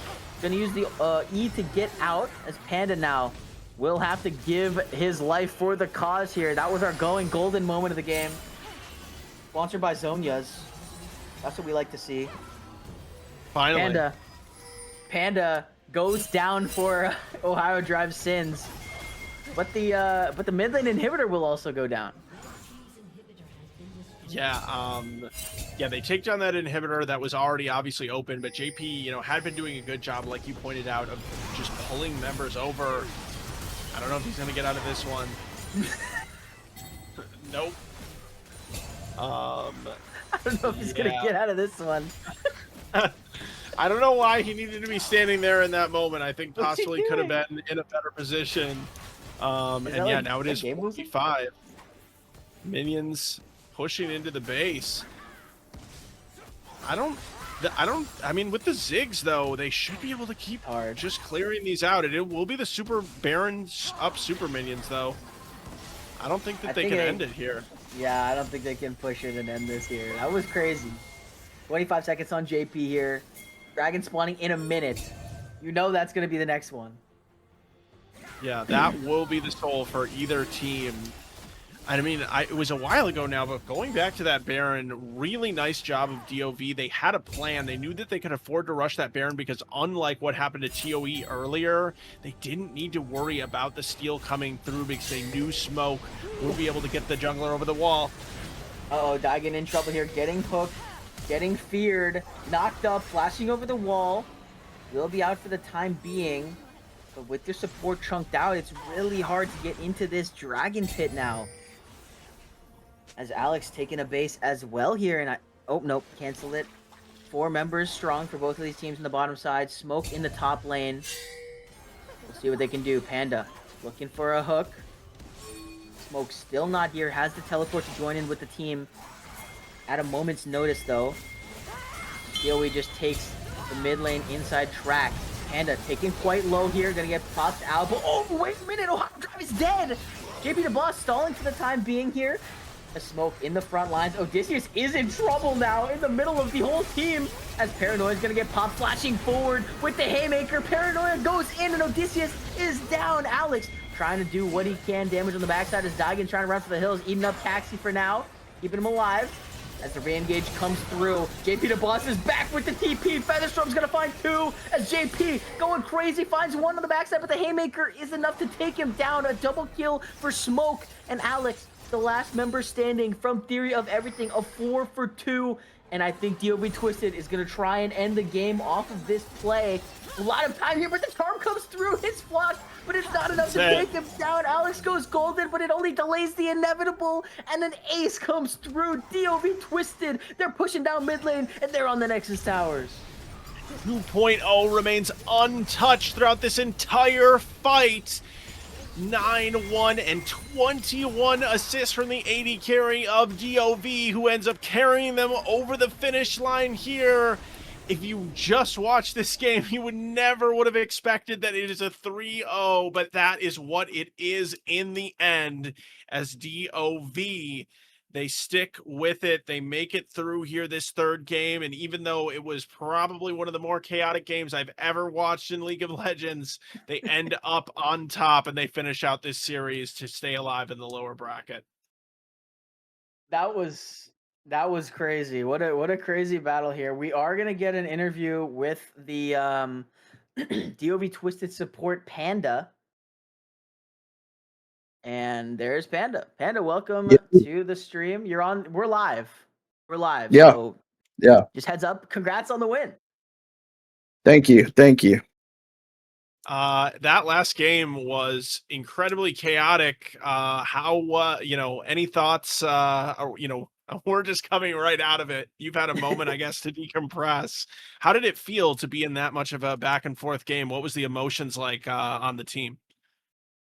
I mean, it didn't feel like a back and forth game. It felt like we got in the pig pen and then we got dirty because we got in there. Like, we played so questionably this series because Toe played like absolute Neanderthals. I don't know what I just witnessed from myself and the other people in this lobby. Yeah, fair enough. I mean, sometimes that can be difficult, like when your opponent is playing like an incredibly chaotic style, like you said, you get pulled into the pig pen. I mean, taking it from there, like one of the things, you're obviously the support, but thinking about the bot lane in general, your AD carry stayed on actual AD carry champions in this series. Talk about in this, it's a meta where a lot of AD carry players are just like endlessly complaining about how they can't play their champions. How do you make that work? And why do you still think that that's the best course for your team in these drafts? 2.0 is incredibly gifted on AD carries. He's also pretty decent on mages, but from what we've seen, nobody in Emerald can really play mage as well, outside of maybe the Mel a little bit, just because she's broken his crap. So we like to have him on what can carry us through games, and if they're gonna divert Daigen or whoever the support may be in upcoming series away from the lane, he's likely just gonna win the lane 1v1. So, and then I think I'm a better roamer than just about every other support in the league. So we're winning across the map with that setup. A big part of your roams, in this series, you were able to really be effective with moving around the map with your jungler who was coming in as a sub. I'm just curious, how much that if that changed your game plan at all, how you managed to maintain your communication playing with somebody who's not your regular jungler. He's pretty vocal. We literally, this was our first actual series with him. Yesterday, we had our first ever practice with him. He's been a sub on our roster for the past 2 months. But yeah, he's a solid player. There was one bit of miscommunication throughout the whole series. We rectified it. We won that game. And then from then on, it was a nice little check down, kind of like where our normal comms are, where it was I make a play, he calls, they want to make a play, we call, we want to make a play. And then whoever says no, we'll check down whether that's a good no or not, and then we'll choose what to do from there. Well, thinking about moving on from here, obviously you stay alive in the lower bracket. You will end up going up against Elysium, and that's actually just tomorrow. So, any thoughts on this matchup? I was looking back and seeing that week 6 you did beat Elysium 2-1. So just curious how you're feeling going into that one here. Elysium's well better than Toe, in my opinion. I think that we 2-1 them in the season. So if our draft is on point tomorrow, I think it's gonna be a 3-1. I don't think we 3-0 them just because they do have a pretty potent bot lane. But we've shown that it doesn't really matter what you throw at us. That game 2 draft, by the way, was absolutely disgusting out of Toe. So it doesn't really matter what you throw at us. we're fine making adaptations and adjustments. And obviously, I can get 4-banned and still be fine with my pool. So if people are thinking I'm just a hook merchant, you can go suck some. Yo. All right. You heard it here. Anything else here, Panda? It's late. We want to let people, get on with their lives, but you've got the platform here. Anything else you wanted to say, shout out, etc. Thank you to all my guys, the subs, every person on our roster. Honestly, we were 10 men coming into like week 6. And the coach has also been a really good addition for us. So just appreciate everybody working so hard. And I know we got possibly another series tomorrow. Might get rescheduled if I'm looking at what's going on right now. But we're gonna keep trying to go through lower bracket. Shouldn't be here in the first place, but I digress. Alrighty, well, thank you, Panda, for the interview. Congrats on the 3-0 win. DoV Twisted taking the sweep over Theory of Everything here. That's going to do it for us on tonight's show. I've been Rod Chains, joined by Elsa the Queen. Big shout out to our production, Pop-Tart and Golden, for making pretty things happen on the screen and giving you the content that you're looking for. Hope you guys had a fun time watching, and we will see you tomorrow for the next round of the lower bracket. Have a good night.